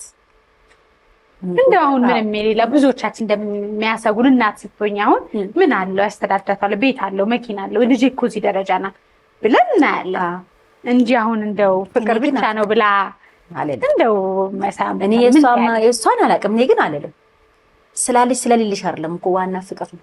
ፍቅር ከሌለ እኮ ቤቱ ሙሉ ቢሆን ምን ትርጉም አለው? ምን ነገረችሽ? እኛ አሁን ቤታችን አንድ ክፍል ነች፣ ግን ፍቅር ስላለ ነው እዛ ቤት እየኖርን ያለን። በእውነት ነው የምልሽ። እኔ በዚህ አጋጣሚ ባለቤቴን ሳላመሰግን ማለፍ አልፈልግም። አበባ አሰማኝ ይባላል። ባለቤትሽ ማል ሳናወራለን ምን አላወራንም። እኔ እኮ አበባ አሰማኝ ይባላል። በጣም ጥሩ ሰው ነው። እኔ ማራ በገር በነበርኩ ሰዓት ጀምሮ እያሳደጋት የነበረ ነው። የረዳት ሲካፋት በቃ የሆነ ነገርም ሲሆን እሱ ጋር ነበረ እንትን የምለው ያው የዛኔ በጓደኝነት ነበር። ከዛ በኋላ ግን አብረን ነው የምንኖረው ወደ 10 ምናምን ዓመት። ጥሩ ሰው ነው። እግዚአብሔር ያክብርልኝ። አብራችሁ ናችሁ? አዎ። ያው ለዚህ ሁሉ ታውራል ሰማሃትማ ለዚህ ሁሉ እንትን እሱም ስላለበት እግዚአብሔር ያክብርልኝ እላለሁ በዚህ አጋጣሚ። ካሻበበኝም እናመሰግናለን። ምልሽ አለው ማለት ቀላል አይደለም። ከጎንሽ ያስከብርሻል። ከጎንሽ ብቻዋን የሆነችበት ቤትና ወንድ ያለበት ቤት በጣም ይለያያል። ከብረሽ ትኖሪያለሽ። እኔም ላይፌ ላይ ማሚዬን በጣም የሚያከብር ለእናቴ የሚሆን ጥሩ ሰው በደንብ ነው የምፈልገው። ምልሽ በጣም ላይፍሽ ውስጥ የምትወጂው ነገር ብትይኝ እናቴ ናት። ሶ እናቴን የሚወድ ነገር ኦብቪየስሊ ልጠላ አልችልም። ሶ በጣም ጥሩ ሰው ነው። እንደውም እንጀራ አባት ማለት እኔ ሱፉ ማድረግ ስለሚሆንብኝ ነው እንደዛ ማለውና በጣም ጥሩ መልካም ሰው። መልካም ሰው ነው። በህይወቴ እኔ ስንት ዓመት 10 ምናምን ዓመታቸው አንድ ቀን እጁን አንስቶብኝ አያውቅም። አንድ ቀን ክፉ ፊት አይቼ አላውቅም። እንደ ልጅ እንኳን ቀጦኝ አያውቅም። እኔን ስለሚያከብር እሷንም እንደዛው በላ በአይኑ መጣ ማለት ነው። በጣም አንዳንዴ እኮ ለእነሱም ፈተና እኮ ነው። በስህተት እንኳን ልጃቸው ከአካላቸው የወጣውን ልጅ እንኳን ለመቅጣት ብለው አይነኩም እኮ ያንቺን። ምክንያቱም እሱ እንደዛ አይደለም። መናገርም ካለበት አሁን መጥፎ ነገር ከሆነ ይናገራል ማለት በበጎ መንገዱ ማለት ነው። ይሄን ነገር እንድታደርጊው እንደዚህ ነው፣ ሲሪየስ ነው ደግሞ እንደዚህ እንደኛ ምናምን እንዳይመስልሽ፣ በጣም ሲሪየስ ነው። ዝም ነው። እኔ ነኝ እንደውም ትንሽ የምጮኸው ማለት ነው። እኔ ጮኻለሁ። እኔ ጋር ችግር የለም። አይቼ ማለፍ አልችልም። የሆነ ነገርም የለም። ግን እሱ በጣም ሳይለንት ነው። ግን የሆነ ነገር ደግሞ ካያ አልፍሽ ይነግርሻል። እንደዚህ እንደዚህ ነው፣ ይሄ ነገር እንዲህ ቢሆን እንዲህ ነው። በቃ አንድ ቃል ነች። በዛ ነገር በጣም የሚያበረታታሽም አያልፍሽም። ጥሩ ሰው ነው በጣም። ከዛ በኋላ ልጅ አልመጣም። የለም ቢኖር በጣም ደስ ይለኝ ነበር። ግን ምን ይላል መሰለሽ መወለድ ምንድነው ቋንቋ ነው ይባላል። ልጄ ማለት ነች። በሆነ አጋጣሚ የሆነ ነገር እንድትስል ሌላ እኔም እኮ ልጄ ማለት ነች እንደዛ ብሎ ነው የሚገልጻት። ልጄ ነች ነው የሚገልጸው ራሱ ማለት ነው። እና እኔ እሷ ላይ ክፉ ፊት አይቼበት አላውቅም። እንደውም አሁን የሆነ ነገር ራሱ የተለየ ነገር ይኖራል አይደል? ለሷስ ማርያም እንዲህ ነው የሚለው። ለሷም በቃ ለሷም እንዲቀር ወይ ደግሞ እስከምትመጣ እንድንጠብቅ የሚፈልግበት እንትን ሁሉ ነው ያለው። እና እንደዛ ስለሆነ እግዚአብሔር ያክብርልኝ ይላል። እሱ ነው መሰግናለሁ፣ አከብረዋለሁ። አሁን ሁሉ ምን ላይ ነሽ ማለት ነው? አሁን አምባሳደር ሆንሻል፣ መኪና ተገዝቷል፣ ቤት ነው ይቀር። አዎ ቤት ቲክቶከሮች እየገዛችሁ ነው ወይስ 1:9 አደረጃጀት ነው? አሁን ሰውን ልጠይቅ ነበር ሳንዶ ለከራዩና ማሚ ቤት ገዛን ይሉናል አሉ። እኛም እኮ በቃ እውነት ያልሆነ ህይወት እያየን ብዙ ወጣት እየጓጓን መግዲ አንፈልግም። እንደሱ እውነተኛው በጣም ነው ሶሻል ሚዲያ ተጽዕኖ ህይወት ያለው። አሁን ጥሩ ጥያቄ ልጠይቅሽ። ለምን ሰው ሞባይሉ ላይ የሚያየውን ሁሉ ያምናል? እውነት ነው። ስታጌጪ፣ ስትዋቢ፣ መኪና ስትገዢ፣ ቤቱን ስትገዢ ሁሉ ያንቺ ይመስለውና ህይወቱ ያለበትን ህይወት ደረጃ በደረጃ እንደሚወጣው ሳይሆን በአንድ ጊዜ ተአምር መጥቶ ሶሻል ሚዲያ ላይ ያያትን ሰው ወይም ያየውን ሰው መሆን ይመኛል። እውነታው ምንድነው? ሶሻል ሚዲያ አካባቢ ያላችሁ እኔ መቅዲ ሶሻል ሚዲያ ላይ ስመጣ ራሱ አይስበር ገንዘብ አገኝበታለሁ፣ ህይወት ይለውጥበታለሁ ምናምን ብዬ አይደለም የመጣሁት።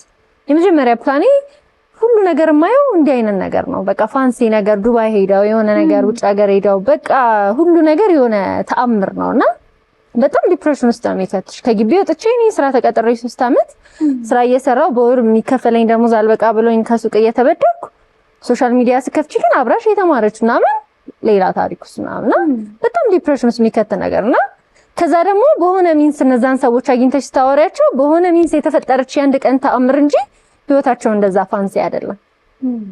ከዛ ለምን ይሄ ትክክለኛ ቭሎግ አንጀምርም? ኦብቪየስሊ ራስሽን መታስቢ ቦታ አለ አይደለ? ፊቸር የሆነ ራሴን ያስቀመጥኩት ቦታ ነበርና እግዚአብሔር ፈቅዶ ከተሳካ ያ ህይወት በእግር መንገድ ያሳያቸዋለሁ። ካልፈቀደ ግን አትሊስት ያለውን ነገር ደግሞ ማወቅ አለበት ሶሻል ሚዲያ ብዬ ነው የጀመርኩትና አይ ቲንክ ቲክቶክ ስንጀምር አልገባሁም ነበር። ስራ መጀመሪያ እስከፍታ አካባቢ ያዝ ለቀቅ ነበር።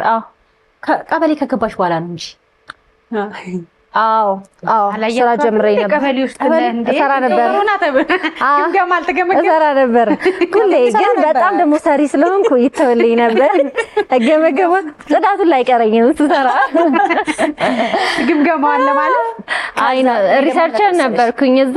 ታስታውሻለሽ ሁሉ ምን ሁሌ ይሄን ቀበሌ ስራ አልተረሰይ ሻንጣሽ በር ላይ ይጠብቅሻላታል እንዳትወው ማለት ነው።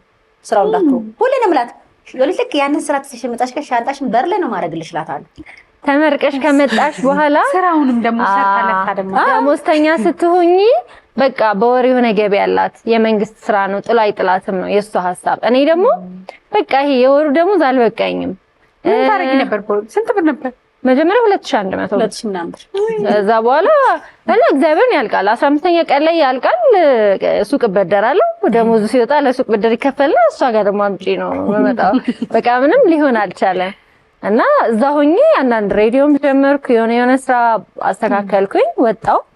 ከዛ ግን ሶሻል ሚዲያው ላይ ትልቁ ፐርፐዝ ምን ነበር? ይሄ እውነታው ማሳየት ነበር። እንደው ምን ሆንኩኝ 2 አመት ለውጥ አላሳየዋቸውም። ሐሳብ ይገባሽ? ሰው ደግሞ ስትሰሪ ልፋትሽንም ስታሳያቸው አጥተን ታይም አብረሽ ለውጥሽንም ማሳየት እንደ ሌሎቹ ደግሞ ይሄን አከፈትኩ ይሄን ገዛው ይሄንን ብያላቅ እነሱ ምናልባት ቤት መከራየት ነው በ2 አመት ውስጥ አንድ ክፍል ቤት ተከራይቼ መውጣቴን ነው እንጂ የሚያውቁት ምንም ያሳዩዋቸው አውትፑት አልነበረም። አትሊስት የማሚ የስራ ቦታ እንኳን አልተለወጠም ነበር። ቢለወጥ ጥሩ ነበር። ግን ደግሞ በጣም የደሃ ልጅ ስትሆኚ የመጀመሪያ ርጫሽ የሚሆነው ቤዚክ ኒድ ነው መኖር ነው የሚቀርመው። ይገባሽ? አሁን ብትጠይቂኝ የማሚን ስራ ከመለወጥ መጀመሪያ የምትኖርበት ነገር ማመቻቸት ቤት መግዛት ሊሆን ይችላል። ለህይወታችን ይሄ ቤዚክ ነገር ማንገዳገበት ነገር። አሁን ማሚ ተከራይተሽ ነው እንዴ ብትኖር አይደል? ቀበሌ ቤት አንድ ክፍል እንጂ ቀበሌ ቤት ክራይ አይደል? አንድ ክፍል ቀበሌ ቤት እግዚአብሔር ግን በጣም ጠባብ ነው። በቃ ይሄ ቤዚክ ኒድ ውስጥ እንኳን የሚገባ አይነት ደስታ አይደለም። በጣም ደስተኛ ነኝ። እግዚአብሔር ምንም G+4 ቤት ውስጥ ኖሪ ነው የምትመስለው። እኔ ደስተኛ በጣም በራስ መተማመኗ አንቺ ደግሞ እንዲህ ለፍቶ ላሳደገሽ ፋሚሊ የምትመኘው ነገር አለ ጭንቅላትሽ ገባሽ? አይ ዊሽ እናቴ ጥሩ ህይወት ብትኖር እንደዚህ ስራ ትስራልኝ። ግን እንዲህ ደግሞ አይነት ምንም አልጠራጠርም። ትንሽ ወራት አይደል? አዎ ምን አባት ያጠራቀምሽ ነው ለቤት ምን ጥያቄ የለውም። ቤት ያላችሁ ሰዎች አምባሳደር አድርጓታል እንዳባካችሁ አለ። አይ ነው ይላል እዚህ መጥተው የሚሰሩ የሚያድጉ ሰዎች እንደማበርታት የእውነት ደግሞ ከምንም ንጹህ በላይ ህይወት ያስተማረችው ድህነት ያስተማረውን ሰው ኃላፊነት ስትሰጪው ቀጥ አድርጎ ያለ ስጋት ውለታሽን የማይረሳ ሰው ነውና ብዙ ሰዎች የሶሻል ሚዲያ የቤት ግንባታ ላይ ያሉ ሪል ስቴት ዘርፍ ላይ አምባሳደር ይሾማሉ። አምባሳደር ሾመው ቤት ይሰጡና ቀስ እያሉ ደግሞ ስራቸውን እየሰሩ ሁሉ ብራንድ አምባሳደር መሆን ትችላለች። ሶሻል ሚዲያ ማኔጅ ታረጋች። ቋንቋ ችግር የለባትም። ሰው በጣም ይወዳታል። ቤተሰቧን አክባሪ ናት። መስፈርትን አሟልታለች። አምባሳደር ስለምትሰሪ ነው። ይሄ እኮ መርዳት አይደለም። ትክክለኛ ምርጫ፣ እውነተኛ ምርጫ ያስፈልጋል። እውነት ነው። ከዛ ይመጣል ቤቱ ማለት ነው። አባት ምን አባት አዎ አሁን መንገድ ላይ ናችሁ። ጥሩ ነገር እየመጣ ነው። ከዛ ደግሞ የህይወት መንገድ አለ። ብዙ የተሻሉ ነገሮች ከፊታችሁ እንደሆኑ አምናለሁና ማለት የምትፈልጉት ካለ ማለት የምትፈልጊው ስለ ልጅ ስለ ህዝቡ ብዙ ወዳጅ አላት ሁሉ አይደል? በጣም ብዙ አክባሪ ሰው አላት። በህይወታችሁ በጣም ብዙ ሰዎች ይወዷችሁ። እውነተኛውን ግልጥ ያለውን የህይወታችሁን ገበና ሳትመስሉ ይሄ ነው ጓዳችን እንዲህ ነው ተቸግረን ነበር አሁን ደግሞ ፈጣሪ ይመስገን ብላችሁ የምታሳዩ ጠንካራ ብርቱ ልብ አላችሁ። እግዚአብሔር ይመስገን። ማለት የምትፈልጊው ካለ የሚመለከቱ እንደገና ህሊና የኔ ልጅ አይደለች፣ የህዝብ ልጅ ነች። የኢትዮጵያ ህዝብ ልጅ ነች ህሊና፣ የኔ ብቻ አይደለች። እና ሰው እንደሚወዳት አውቃለሁ፣ በዚህ ትንሽነቷ እንደሚያከብሯት አውቃለሁ። በእውነቱ ከሆነ ኢትዮጵያን ህዝብ ማመስገን ፈልጋለሁ። በዛ ላይ ደግሞ እግዚአብሔር ይጨመር። አዎ እንደዚህ እንድትወደጅ የሚያደርግሽ ፈጣሪሽ ነውና ያው እኔ ለቅድስት ሚካኤልና ለመድኃኒዓለም የምለው ነገር የለኝም። እሱ በሁሉ ቦታዋ ላይ ቀድሞ እንዲገኝልኝ ዘወትር ጸሎቴ ነው እና የኔ ልጅ ሳትሆን የህዝብ ልጅ ነች። እና ያው በዙሪያ ያሉ ሰዎች ሁሉ አመሰግናለሁ። መጥፎ እንዳለ ሁሉ ጥሩም አለ። እና ብዙ ሰዎች በጎኑ አሉ፣ አይዞሽ በርቺ የሚሉ አሉ። ለእነሱ እግዚአብሔር ያክብርልን። እና እኔ እንጃ በቃ ከዚህ በላይ አዎ። ህሉስ ምን ማለት ትፈልጊያለሽ? እሺ አመሰግናለሁ መቅዲዬ። ያው የመጀመሪያ አክብረሽ ስለጠራሽን እኔንም ማሚዬንም በጣም ነው የማመሰግነው። ሌላው ደግሞ ቲክቶክ ላይ ኦልሞስት ወደ 370 ፎሎወር አለኝ። ኢንስታግራምም 100,000 አለ፣ ፌስቡክም አለ፣ ዩቲዩብ ላይም ኦልሞስት አሁን አዲስ ነው የከፈትኩት 11,000 ሰብስክራይበር አለኝና አምናችሁብኝ እንግዲህ ህሊና እያሌው በሚለው አካውንት የምትከተሉኝ ፎሎወሮቼ አዳዲስ ስራዎችን ስጀምር እየገባችሁ ሪፖስት የምታደርጉ፣ ላይክ የምታደርጉ፣ ኮሜንት የምታደርጉ በጣም በቃ ሰፖርት የሚያደርጉ የምር ይሄ ሪል ፋን የምትያቸው አሉ እንደሱ አይነት ፎሎወር ነው ያሉኝና በጣም አመስገን እፈልጋለሁኝ። ሁሉንም አብረው አምነውብኝ የሚያሰሩኝንም ካምፓኒዎች እንዳለ ማመስገን እፈልጋለሁ። ጓደኞቼም በጣም ሰፖርተሮቼ ናቸው። እነሱንም በጣም ማመስገን እፈልጋለሁ። ፋሚሊዎቼ በጣም ነው የምትተማመንብኝ። ሰው ሲያምንብሽ ደግሞ በቃ እዛ ጋር አልቋል ሁሉ ነገር። የሚያምንብሽን ሰው ላለማሳዘን ብለሽ በጣም የተሻለ ለመሆን ነው የምትሞክሪውና ቤተሰቦቼም በጣም ነው የሚተማመኑብኝ። እማይም አባይም ሁለቱንም በጣም ነው የማመሰግነው። በአጠቃላይ ያው እዚህ ቦታ እንድደርስ እግዚአብሔር ማስተዋልን ስለሰጠኝ፣ ለዚህ ክብር ስላበቃኝ፣ በእያንዳንዱ መንገዴ ስለተከተለኝ፣ ስለ ሁሉም ነገር በጣም ነው የማመሰግነው እግዚአብሔርን። በተረፈ ደግሞ ያው ላይፍ የሚያሳየው እያንዳንዱ መንገድ ላይ በተዘዋዋሪ የሚሆን በቀጥታ አብረሽ የሚቆየም የማይቆዩም ሰዎች ግን ህይወትሽ ውስጥ በጣም አስተዋጽኦ ያደረጉ ሰዎች አሉና በእያንዳንዱ እርምጃ ውስጥ ህይወቴ ውስጥ እግዚአብሔር ያመጣችሁ ሰዎች፣ ያለፋችሁ ሰዎች በጣም ነው አመሰግነው ማለት እፈልጋለሁ። በጣም ደስ ይላል። ፍቅራችሁን ተገላለጹ እስቲ ማለት በአደባባይ ማስታወሻ ይሆናል። መጀመሪያ አንቺን እግዚአብሔር ያክብርልኝ። በጣም ነው የማመሰግነው። ክበሪ፣ ልጆች ይደጉልሽ፣ ያሰብሽበት ይድረሱልሽ። እዛ በተረፈ እንግዲህ ያው አሁን ለህሉ ነው እንዴ ግለጭልኝ ማሬ ግለጭልኝ ፍቅርሽን ያቤን ማገለስ ተቆያባት ያቤን ይሻላል።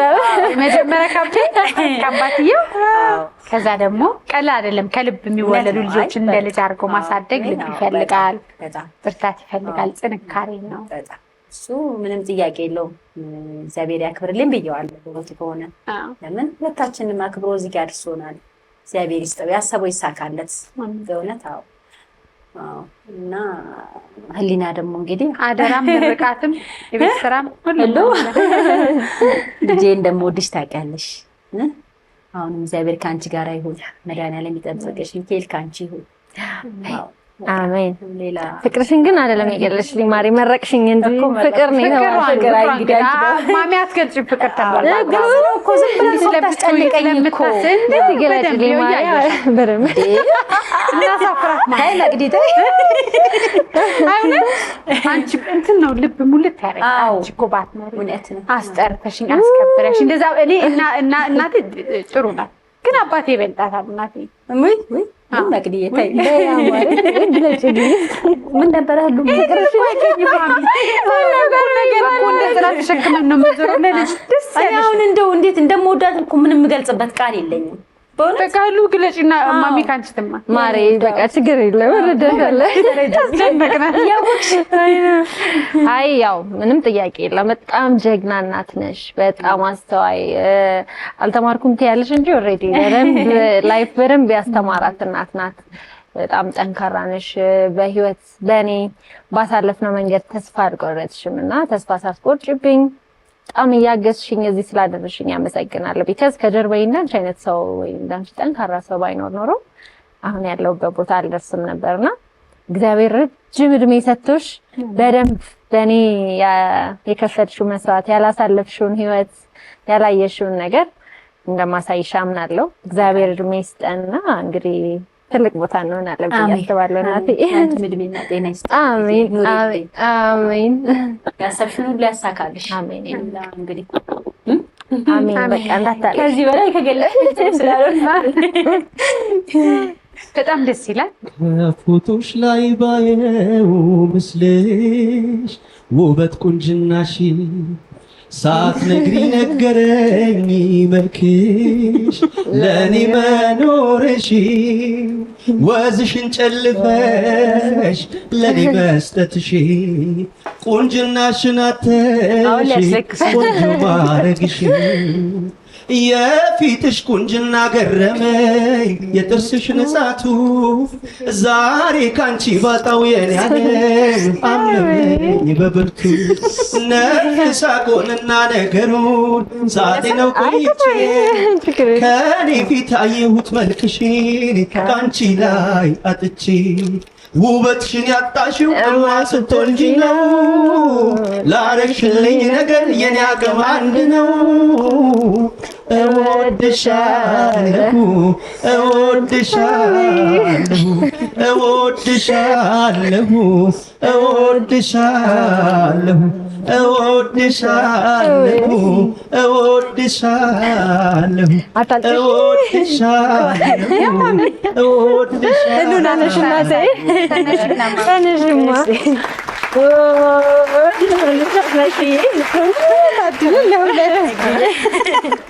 አመሰግናለሁ በጣም አሁን አስለቀሳችሁኝ። እስካሁን እንደውም ሁሉን አታደርጊያለሽ። እንዴት ነው የሚደረገው? ይሄ ነገር ተሳምሪ መቅዲ በጣም አመሰግናለሁ በእውነት እናመሰግናለን። ከልጅሽ ተልከን ይመጣል ሰርፕራይዝ እናደርግሽን ይመጣል ነው በጣም ትልቅ ደስታ። አመሰግናለሁ። እግዚአብሔር ያክብርልኝ፣ ክበሩልኝ፣ ያሰባችሁበት ድረሱ።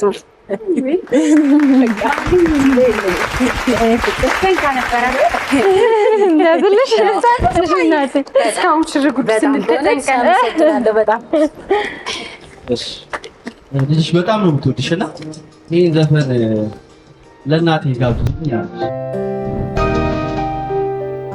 አንቺን ከማን አወዳደሬ ላብልጥ እንጂ አብልጭ አክብሬ እናቴን ከማን አላብሰሽኝ የፍቅርን ሸማ ላስተያይሽ ደግሞ ከነማ አንቺዬን ከማን አንቺን ከማን አወዳደሬ ላብልጥ እንጂ አክብሬ አፍሬ እናቴን ከማን አላብሰሽኝ የፍቅርን ሸማ ላስተያይሽ ደግሞ ከነማ አንቺዬን ከማን እናቴ ነሽ ዓለሜ ህመምሽ ነው ህመሜ ሰላሜ ነሽ ለኔማ በዋልኩበት ከተማ እናቴ ነሽ ዓለሜ ህመምሽ ነው ህመሜ ሰላሜ ነሽ ለኔማ በዋልኩበት ከተማ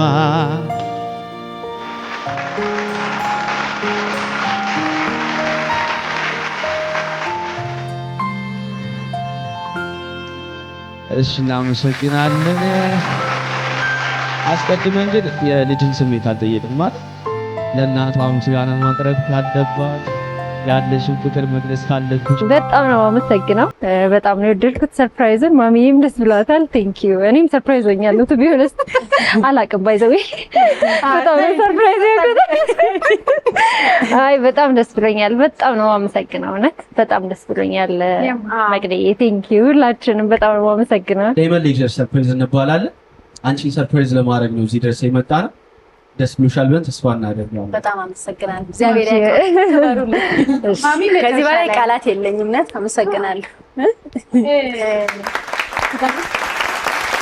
በጣም እናመሰግናለን። ዳይመንድ ሌክቸር ሰርፕራይዝ እንግዲህ ከድሮ ጀምሮ ነው ማቀፍ ከአስፍዬ ጀምሮ የአባቶች ቀን የእናቶች ቀን እናት አባቶችን ሰርፕራይዝ ስናደርግ ሰው በህይወት እያለ ስናመሰግነው እና መኖር ትርጉሙ ይገባል። ከዛ ኖረን ደግሞ ሰዎች በህይወት እያሉ ድካማቸውን ብርታታቸውን በምስጋና መስጠት እያስተማረን ያለው ራሱ ህይወት ይመስለኛል። በጣም የምንወዳቸውን ሰዎች ፍቅራችንን ሳንገልጽ አክብሮታችንን ሳንገልጽ እያመለጥን ነውና በህይወት እያሉ ጠንካራ የሆኑ ሰዎች መመስገን አለባቸው። ለራስ የተማርኩት ትምህርት ነውና ሶሻል ሚዲያው ከሰጠን ጥሩ ሀብቶቻችን ናቸው። ደስ የሚሉ እናትና ልጅ እንዲሁ ደግሞ ባለቤታቸውን የሷንም እንደ አባቱን ያሳደገውን አቶ አበበንም በዛሬ አመስግነናል። ደስ የሚል ህሉ በህይወት እያለች እናቷን ከዛ የሁላችንም እናት ጠንካራ እናት ናት፣ ይገባታል። ከዚህ በላይ በጣም ብዙ ሺህ የደስታ ዓመታት እንዲሆኑላችሁ እንመኛለን። መቅደሾና አባይ ቴሌቪዥን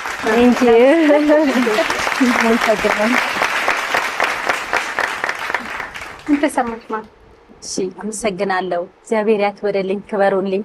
ዛሬ እዚህ ቦታ ላይ መቆም ለኔ በጣም ትልቅ ነገር ነው። በጣም አመሰግናለሁ። በእውነት ቃላት የለኝም። አመሰግናለሁ። መቅዲን ስላስታወሽን በጣም ነው የማመሰግነው። እግዚአብሔር ያክብርልኝ። አዎ በጣም አመሰግናለሁ። በቃ አሜን። ጤና ይስጥሽ። ኑሪልኝ። ከዚህ በላይ ሁኚ ልጄ። ደምቀሽ ታይልኝ። አሜን።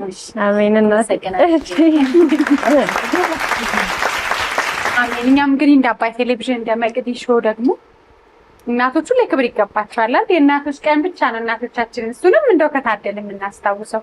ሁሌ እናት ሀገር ናት፣ ጓዳ ናት። እንኳን እንዳንቺ አይነት እናት የትኛውም እናት ደግሞ መከበር አለባትና እንግዲህ ልናረጋችሁ ስናስብ ትንሽም ቢሆን እንደዚህ ደስ እንዲላችሁ ማድረግ በህይወት እያሉ የተገባ ነው። ከዛ ውጭ ግን ደስታ ቤታቸው ለጠፋ ሁሉ፣ ሀዘን ለገባበት ሁሉ እንግዲህ ደግሞ ፈጣሪ ደስታ እንዲሰጣቸው በዚህ አጋጣሚ እንመኛለን። እናመሰግናለን። ዳይመንዶች በጣም እንኮራባቸዋለን። በጣም በሩጫ በተጣበበ ጊዜ ነው እና ከእናንተ ጋር ቆይታ እናደርጋለን። እነ ማሚን ግን በዚሁ እንሰናበታለን። በዚህ አጋጣሚ እንዲህ አይነት መሰል ዝግጅቶች እንዲደርሳችሁ ዩቲዩባችን መቅዲዬ ሚዲያን ሰብስክራይብ፣ አባይ ቴሌቪዥንም እንደዚሁ የእነ ህሉን ደግሞ ዩቲዩብ፣ ቲክቶክ፣ ፌስቡክ ሁሉንም ኢንስታግራም ህሊና አያሌው የህሊና አያሌውን የዩቲዩብ የቲክቶክ የሶሻል ሚዲያ ገጽታውን ሰብስክራይብ በእኛ ስም አድርጉ። እናመሰግናለን።